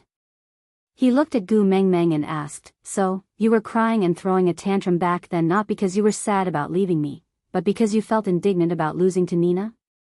Am I right?" Gu Mengmeng did not react in time and could not keep up with Li's pace. She was stunned for a while before she understood that her analogy had struck an old wound in Li's heart. So she quickly smoothed it out and said, "I was just making an analogy, I didn't mean it that way." Leah clearly did not believe her. He frowned and his long and narrow eyes were filled with desolation. The words, "I am sad," were clearly written on his face. Gu Mengmeng did not know whether to laugh or cry. How long had it been? Sigh, the speaker did not mean it, but the listener did. Gu Mengmeng held Li's face and kissed it. She said, "Then I won't use Nina as an analogy. I'll use Maya, alright? If you abandon me because of Maya, I will definitely be indignant." Leah looked down and twisted his fingers. He pursed his thin lips and said, "You still blame me, right? Because of that, you have a knot in your heart, so you don't believe me anymore, right? In your heart, you can't get rid of the fact that I abandoned you, right?" Gu Mengmeng face-bombed. Why did she feel like she was making things worse? Why was she coaxing him, making things worse? No. Gu Mengmeng held Li's face with both hands and wanted to explain. Leah raised his brows slightly and choked with emotions. He said, "You don't have to deny it. I understand. Who asked me to be the one at fault back then?" Gu Mengmeng said, No. Leah turned his head to the other side and looked like he was about to cry. He looked extremely wronged. Gu Mengmeng saw that she could not coax him anymore. So she narrowed her eyes and quickly pinched Li's ear. She said, "Yes, I was just unhappy with the show you put up with Nina. Regardless of whether it was real or fake, I can't forgive you for saying that you don't love me. So you better stay away from other females in the future. If I see you being nice to other females other than me again, I will pinch your ear off. Do you hear me? With Gu Mengmeng's roar, Leo was no longer pretentious. He looked at Gu Mengmeng affectionately and nodded his head seriously, like a Samoyed being reprimanded by its owner. He looked innocent and pitiful, making others dote on him. He took the initiative to wrap his arms around Gu Mengmeng's waist and gave her a full hug. My Gu Mengmeng is the best. I knew you wouldn't care about me. Gu Mengmeng held her forehead and heaved a sigh of relief. What kind of despicable person was Leah? She couldn't coax him, so after shouting a few times, he calmed down. But wasn't he analyzing Maya's situation just now? What was I saying? But I have to correct one thing. Leah rested his chin on Gu Mengmeng's shoulder and looked at her sideways. Melinda is not as good as you. Everyone in this world is not as good as you. You won't lose to anyone. Gu Mengmeng could not help but laugh out loud. She was actually happy to be praised by her own man. Even though Gu Mengmeng felt that objectively speaking, Melinda was prettier than her. But who wouldn't want to be the prettiest girl in her man's heart? Gu Mengmeng hugged Li's head with both hands and rubbed it. Then, she continued. Yeah, you have good taste. Keep it up. Because of Li's interruption, Gu Mengmeng had forgotten to analyze this matter in detail. But anyway, the results would be displayed in front of her tomorrow. There was no difference whether she analyzed it or not. Aside from the topic, there were still 4 days before the release. Yeah, it should be around 120,000 on the first day. Babies, are you surprised? Are you surprised?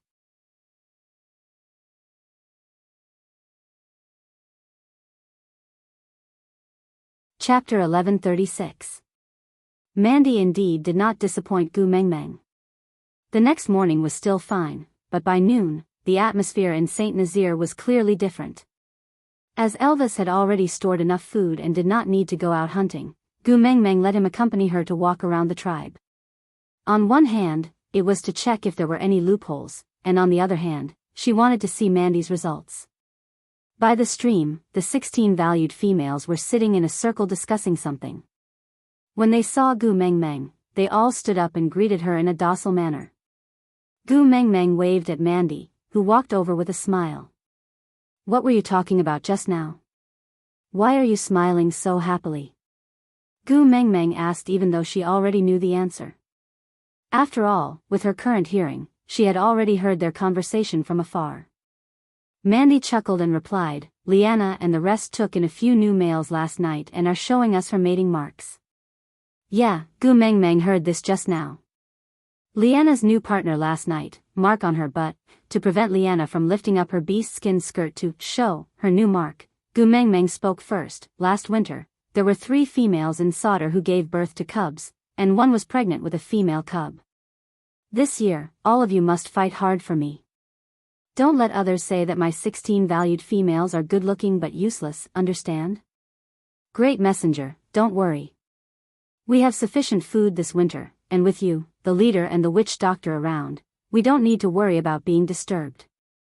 We will work hard to mate, and fight hard for the great messenger when winter ends next year. We won't let those foxes in Sauter lose out. The one speaking was Liana. Gu Mengmeng nodded in satisfaction and said, Females are the tribe's precious resource, and cubs are the foundation of a tribe's strength. All of you must work hard, the glory of Saint Nazaire depends on all of you.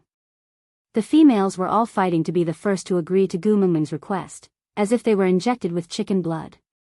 Gu Mengmeng nodded in satisfaction and thought to herself, Males, this is as far as I can help you. As they were chatting and laughing, Maya also arrived at the stream. But before they even got close, the faces of the 16 valued females darkened. Gu Mengmeng pretended not to understand and looked at everyone, then at Maya, not saying a word.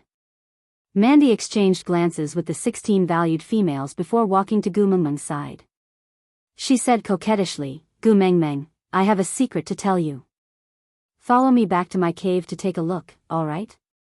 Gu Mengmeng naturally had to go along with Mandy's act, so she nodded. All right. After agreeing, he said to the others, Sorry girls, Mandy and I will be leaving first. I'll chat with you another day.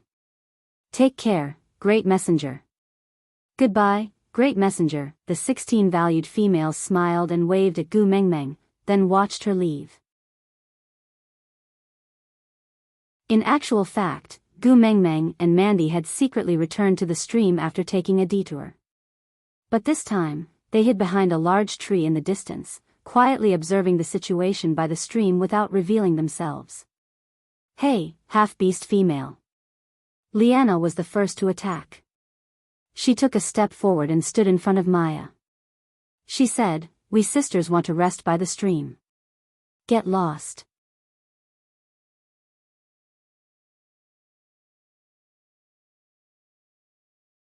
Chapter 1137. I'm also a female of Saint Nazir. Maya said timidly. Liana chuckled and crossed her arms in front of her chest. So what? We are complete females and have the right to enjoy the tribe's resources first. A lowly half-orc female like you dares to snatch from us? After Nina's death, it had been a long time since anyone in Saint Nazir talked about complete females and half-orc females. Because of Gu Mengmeng's relationship with Sandy, she was very lenient towards the half-orc females. Hence, the 16 valued females had been very restrained in the past year and had never argued with Sandy and Maya. However, the sense of superiority that had been ingrained from birth could not be completely worn away in just over a year. There was really no need to learn how to flaunt their prowess in front of the half-orc females. Every complete female could do it easily. Especially when the 15 present were the original first beauties of the tribe. This sense of superiority was even more obvious. All of them were at the peak of their abilities. Gu Mengmeng said that in Saint Nazir, half-orc females are not inferior to complete females. We are all the same. Maya could not keep up the act any longer. She clenched her fists tightly by her side and her voice was sharp. Liana looked as if she had heard a joke. She lifted her chin and looked at Maya. Oh, are you trying to curry favor with the great messenger just because you are an old tribesman of Saint Nazir?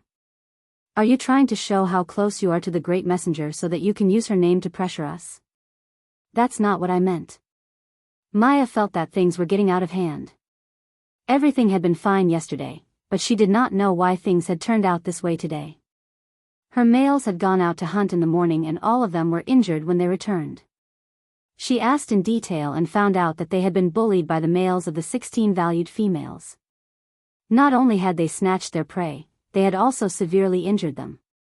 Although Saint Nazir had a witch doctor, the injuries of ordinary males could not even trouble Leah to treat them. Hence, they could only force themselves to endure.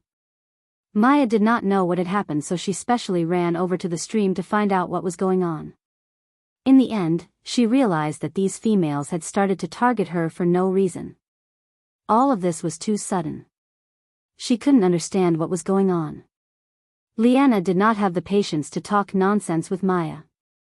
She just took a step back and said, "Where are your males? Are they here? What do you want?"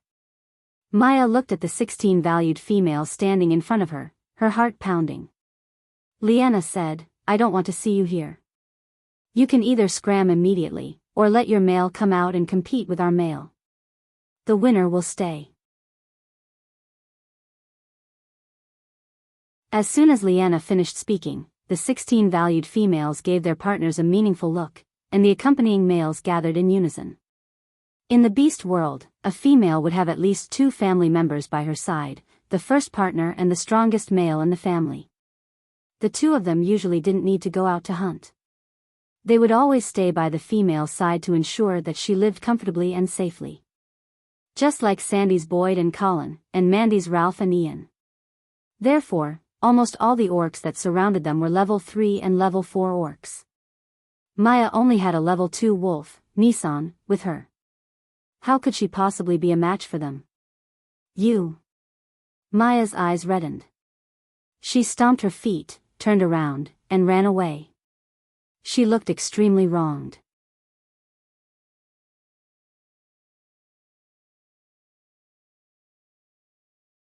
Chapter 1138. Liana snorted coldly. "Do you think we can hide our little tricks from the great messenger? You mean, Liana continued. With the great messenger's intelligence, the moment Mandy said we were going to pull her away, she knew what we were going to do.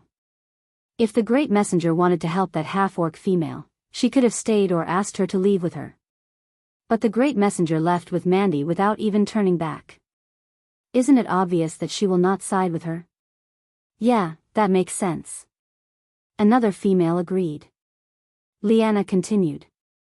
Maya is not Sandy. Even if she really complained to the great messenger, she will not pursue the matter even if we deny it. But, if she really dares to sow discord in front of the great messenger and ruin our image, we will show her the prowess of the 16 valued females. The 10 over females roared with laughter. Then, they all started to think about how to teach Maya a lesson. Elvis, who had been by Gu Mengmeng's side all along, felt his scalp go numb. He carried Gu Mengmeng up and turned to leave. No way, these females were too scary. He could not let Xiao Meng stay with them anymore. She would be scared. However, he seemed to have forgotten.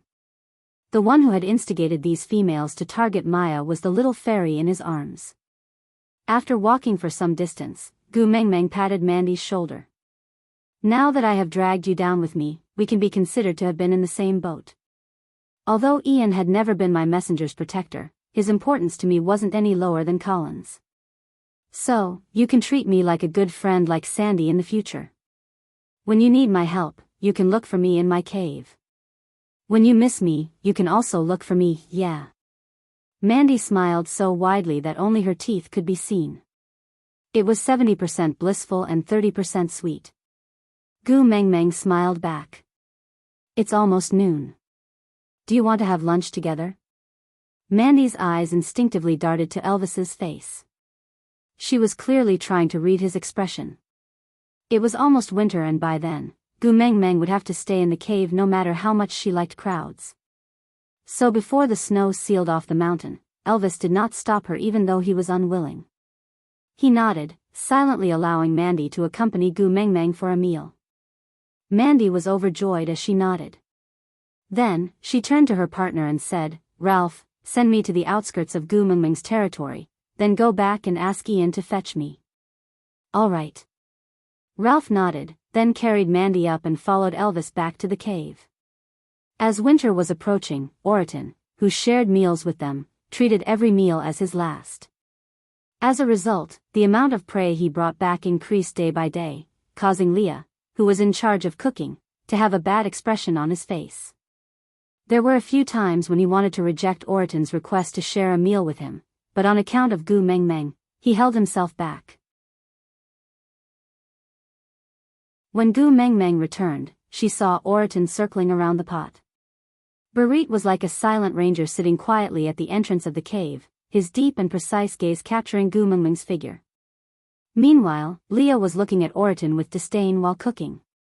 Seeing that Gu Mengmeng had returned, the smile on his face turned warmer.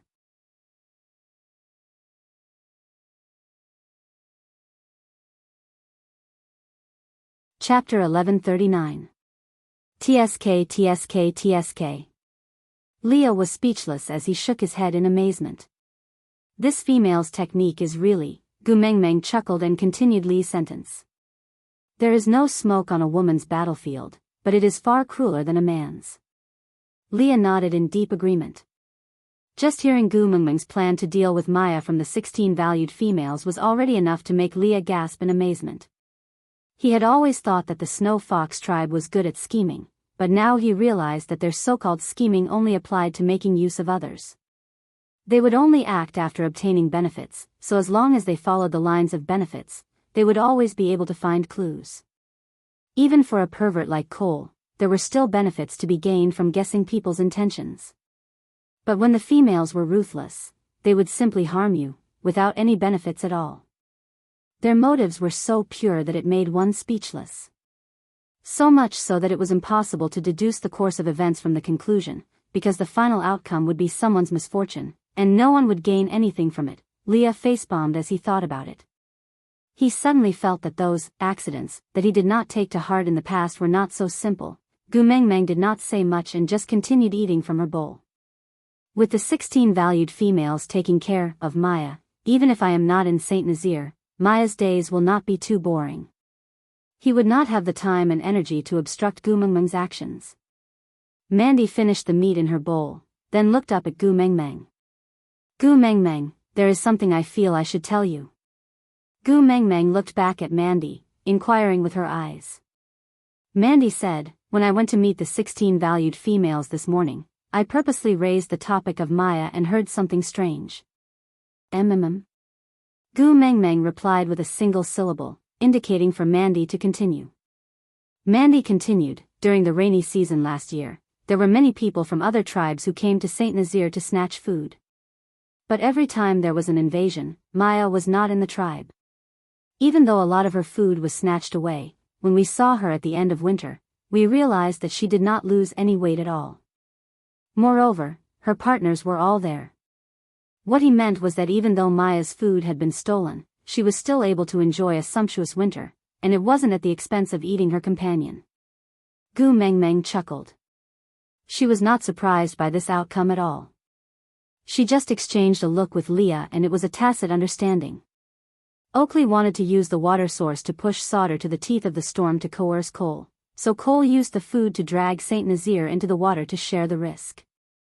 Since it was Cole's doing, he would naturally give Maya some pointers. After all, most of the males who had come to snatch the food were already mated. In order to prevent their own females from starving, there was a high possibility that they would kill Maya when snatching the food. After all, as long as Maya died, her male would be devoured by the mating contract. This way, the food that her family had stored up would become ownerless, and they could take whatever they wanted. Maya was an important chess piece in the game between Cole and Leah. Naturally, Cole would not let Maya die so easily. So it was natural for him to give her a few pointers before she made a move. He couldn't let the food robbers kill Maya, and naturally, he wouldn't let her starve to death during the winter.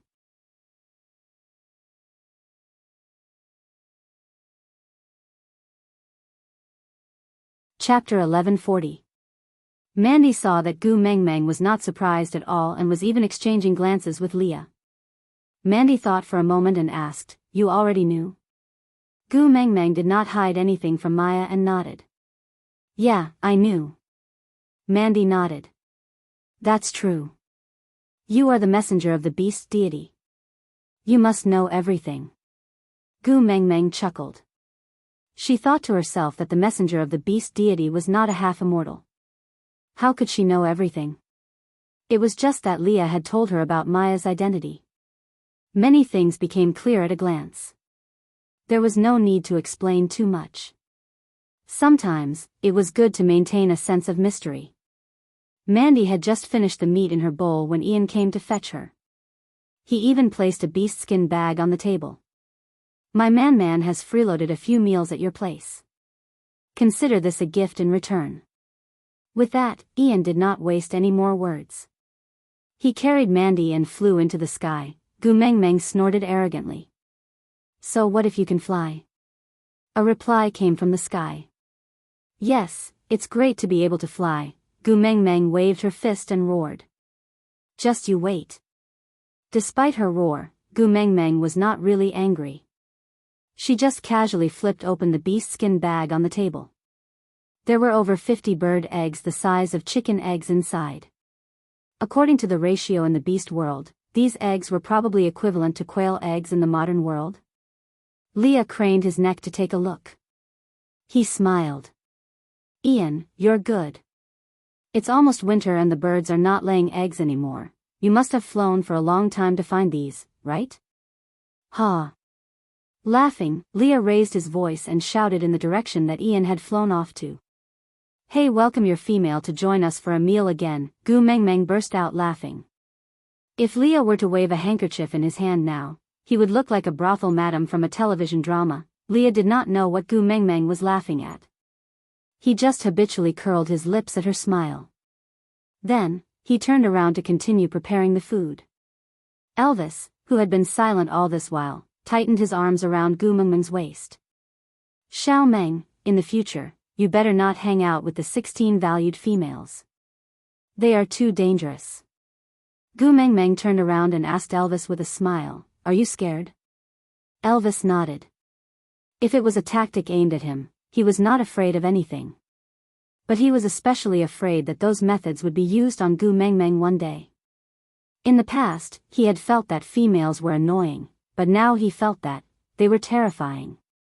Gu Mengmeng leaned into Elvis's arms and patted his back lightly to comfort him. "Don't worry, they won't use those tricks on me.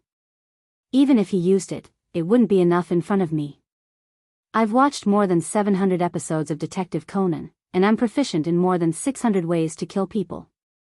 I'm familiar with hundreds of poisons and know how to create all kinds of alibis." Seeing how Gu Mengmeng was spouting nonsense, Elvis's mood suddenly became better. No matter what others wanted to do to her, he would always be there to protect her. Time passed quickly, and in the blink of an eye, the mountain was covered in snow. Gu Mengmeng sat at the entrance of the cave. Holding her chin, she watched as the entrance, which could fit 3 people side by side, was gradually sealed by the snow. Her gaze became a little dazed. Elvis hugged Gu Mengmeng from behind and whispered into her ear, "It's too cold, don't sit at the entrance."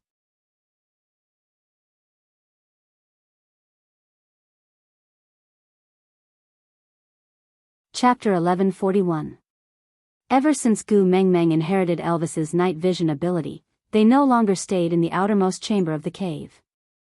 It was too close to the cave entrance and was not the most comfortable place in the cave. Previously, they stayed there just to accommodate Gu Mengmeng's need for a light source. Gu Mengmeng rubbed her little hands and said, "On the first day of sealing the mountain, I'll let you guys try something good." Elvis and Leah looked at each other, not knowing what Gu Mengmeng meant. After all, every piece of meat and potato in this cave was carried back by the 2 of them personally. What other good things could make Gu Mengmeng act so mysteriously? But since the little female had such an interest, the 2 of them were naturally willing to cooperate. So they smiled and looked at Gu Mengmeng expectantly. Gu Mengmeng took the small bamboo cup that she made in the bamboo forest and walked to the side of the wooden barrel. She lifted the lid and leaned against the barrel to smell it. Yeah, a fruity aroma mixed with a rich wine aroma. It should be drinkable. Gu Mengmeng did not pass it to Elvis and Leah hastily. She first poured half a cup into her own small cup and tasted it carefully. Without professional equipment, she could not extract the sugar, so the sourness was not balanced. It was more like grape juice than red wine. But if one tasted it carefully, it was not difficult to discover that there was alcohol in it. Actually, the taste was still very good. But Gu Mengmeng herself had not drunk any high-quality wine in the modern world. But compared to the Great Wall Dry Red, Gu Mengmeng felt that her portion was still better. Gu Mengmeng then poured a cup for Leah and Elvis respectively after the wine was fine. Then, she gestured for them to try it. Leah was a little surprised. He knocked on the wooden barrel and said, "This is for drinking? I thought you wanted to use it for bathing." Gu Mengmeng could not help but laugh and said, "I've only heard of people using milk to bathe. I've never seen anyone using red wine to bathe." "Red wine?" Leah asked. Gu Mengmeng nodded and answered, "Yeah, usually wine is brewed from grains. But I've been here for more than 2 years and have never seen a single grain of rice. I can't even eat it, let alone brew wine. Luckily, grapes can also be used to brew wine. Although the purity is not high, it's still good to drink it. Would you like to try it?" Elvis and Leah did not say anything else. Anything given by Gu Mengmeng, even if it was poison, they would drink it in one gulp and praise it as delicious. What more a glass of wine? The way they drank without hesitation made Gu Mengmeng frown. Red wine was a matter of taste. How did these 2 manage to taste like guillotine? If there was a wooden board stuck on the back of their necks, the 2 of them should have smashed the cup after drinking this bowl of wine, and then righteously said, 18 years later, we will be heroes again. Before Gu Mengmeng could complain, she heard a loud thud and Elvis fell straight onto the ground. Gu Mengmeng was shocked and immediately squatted down to hug Elvis's head, patting his face and calling, "Hubby? Hubby, what happened to you? Are you allergic to grapes?" Don't scare me. Huff, huff, huff, Gu Mengmeng was taken aback for a moment.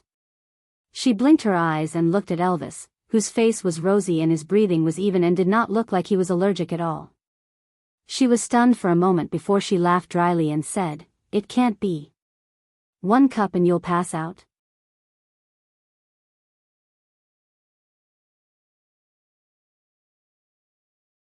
Chapter 1142.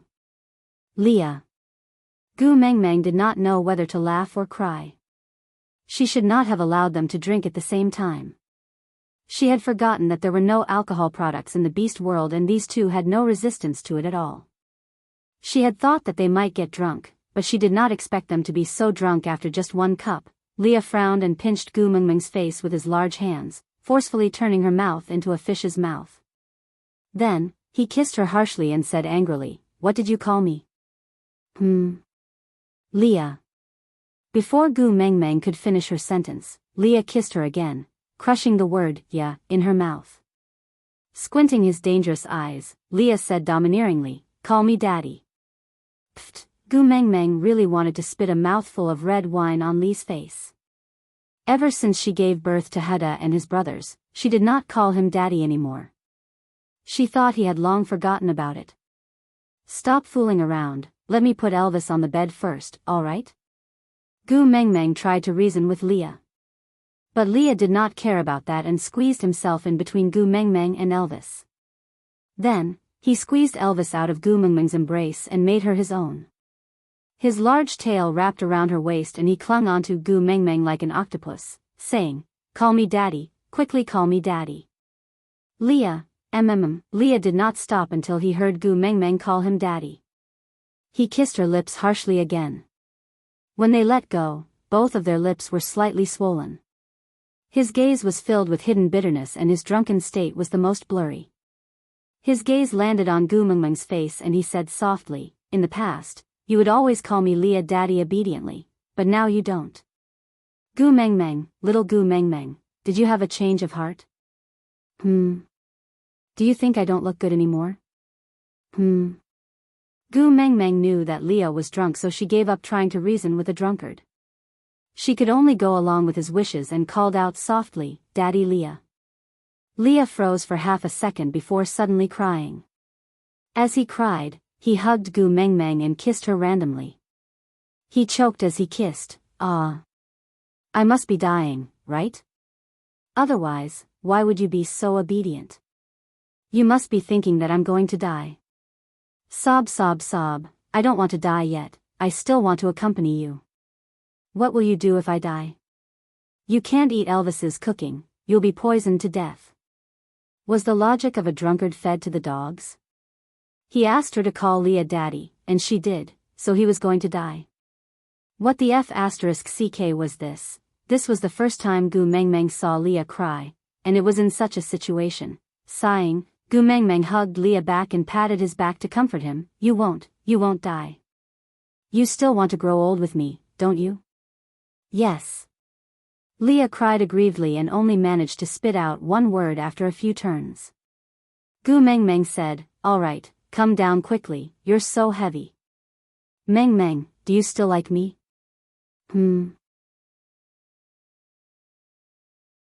Leah didn't get up and just looked at Gu Mengmeng drunkenly.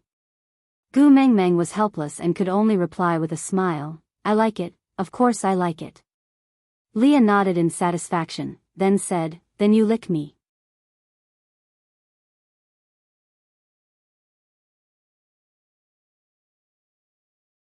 Chapter 1143. Leah stuck out his tongue and licked Gu Mengmeng's face, saying, "Here, just like this." Similar to how dogs express their love. Yeah, orcs still had some beast genes in them, licking should be the most direct way for them to express their love, right? But it was so embarrassing, Gu Mengmeng felt that she could not do it. "You don't like it?" Lee's gaze was blurry, with a tinge of infatuation and drunkenness. He stuck out his pink tongue and licked the tip of Gu Mengmeng's nose, saying, "I like Gu Mengmeng so much, why can't Gu Mengmeng like me a little too?" Gu Mengmeng felt all the bones in her body go limp after being licked by Leah. Don't, stop fooling around, Leah paused, then sniffed. He suddenly smiled and hooked Gu Mengmeng's chin with his index finger, saying, I can smell the scent of the fox's seductive fragrance. My Gu Mengmeng is aroused, because of me, right? You like me licking you? No. Gu Mengmeng wanted to kill herself. Leah was clearly teasing her unconsciously when he was drunk, but her damn body actually reacted. Gu Mengmeng despised herself harshly in her heart and kept telling herself to stay calm, stay calm. It was a perverted act to lay hands on someone who was not in his right mind. She was a good wife from a good family, she would not do such a thing. Leah bit Gu Mengmeng's lips.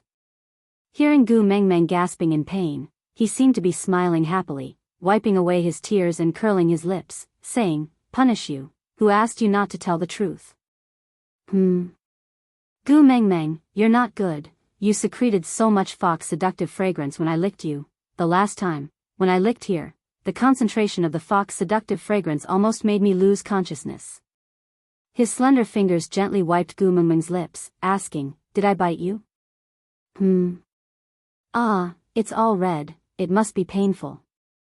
As he said, he pulled Gu Mengmeng's hand and placed it on his chest, saying, If you're in pain, I feel the pain too.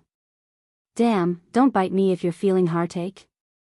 Moreover, what kind of scene was that when he said that he felt heartache and smiled at the same time? Seeing that Gu Mengmeng was not saying anything, Leah blinked his eyes, as if his brain was broken and he was trying hard to organize his thoughts. After a long while, he finally said, Why don't I lick you? You can lick me after you're happy. Gu Mengmeng was really speechless. They were not even two damn dogs, why were they licking? Gu Mengmeng hardened her heart and thought if she should just release some beast pressure to make Leah faint. But before she could do anything, she heard a sound from the side. When she looked up, Elvis, who was lying on the ground like a corpse, was already standing there with his hands behind his back. He was looking down at Gu Mengmeng, who was lying on the ground under Leah. Xiao Meng, get up. Elvis's voice was cold and his expression was sinister. He looked completely different from his usual self. Gu Mengmeng was a little terrified. Could it be that she developed a second personality after drinking? She pushed Leah, but Leah just lay on Gu Mengmeng's body, refusing to get up. Gu Mengmeng had no choice but to look up at Elvis. In the end, the moment she met his eyes, she felt her body becoming lighter. Leah was thrown out by Elvis in a parabola trajectory, crashing heavily against the cave wall. Elvis then lifted Gu Mengmeng up and said coldly, I said, get up. Damn, Elvis looked so scary after drinking. Could it be that he was going to commit domestic violence after drinking? Aside from the topic, these two fellows passed out after one drink. Their styles after getting drunk were completely different. Yeah, everyone can look forward to what kind of jokes these two fellows would make tomorrow. You're tuning in to the Dreamy Love Stories YouTube channel. Don't forget to subscribe and join us on this journey to catch the most captivating stories.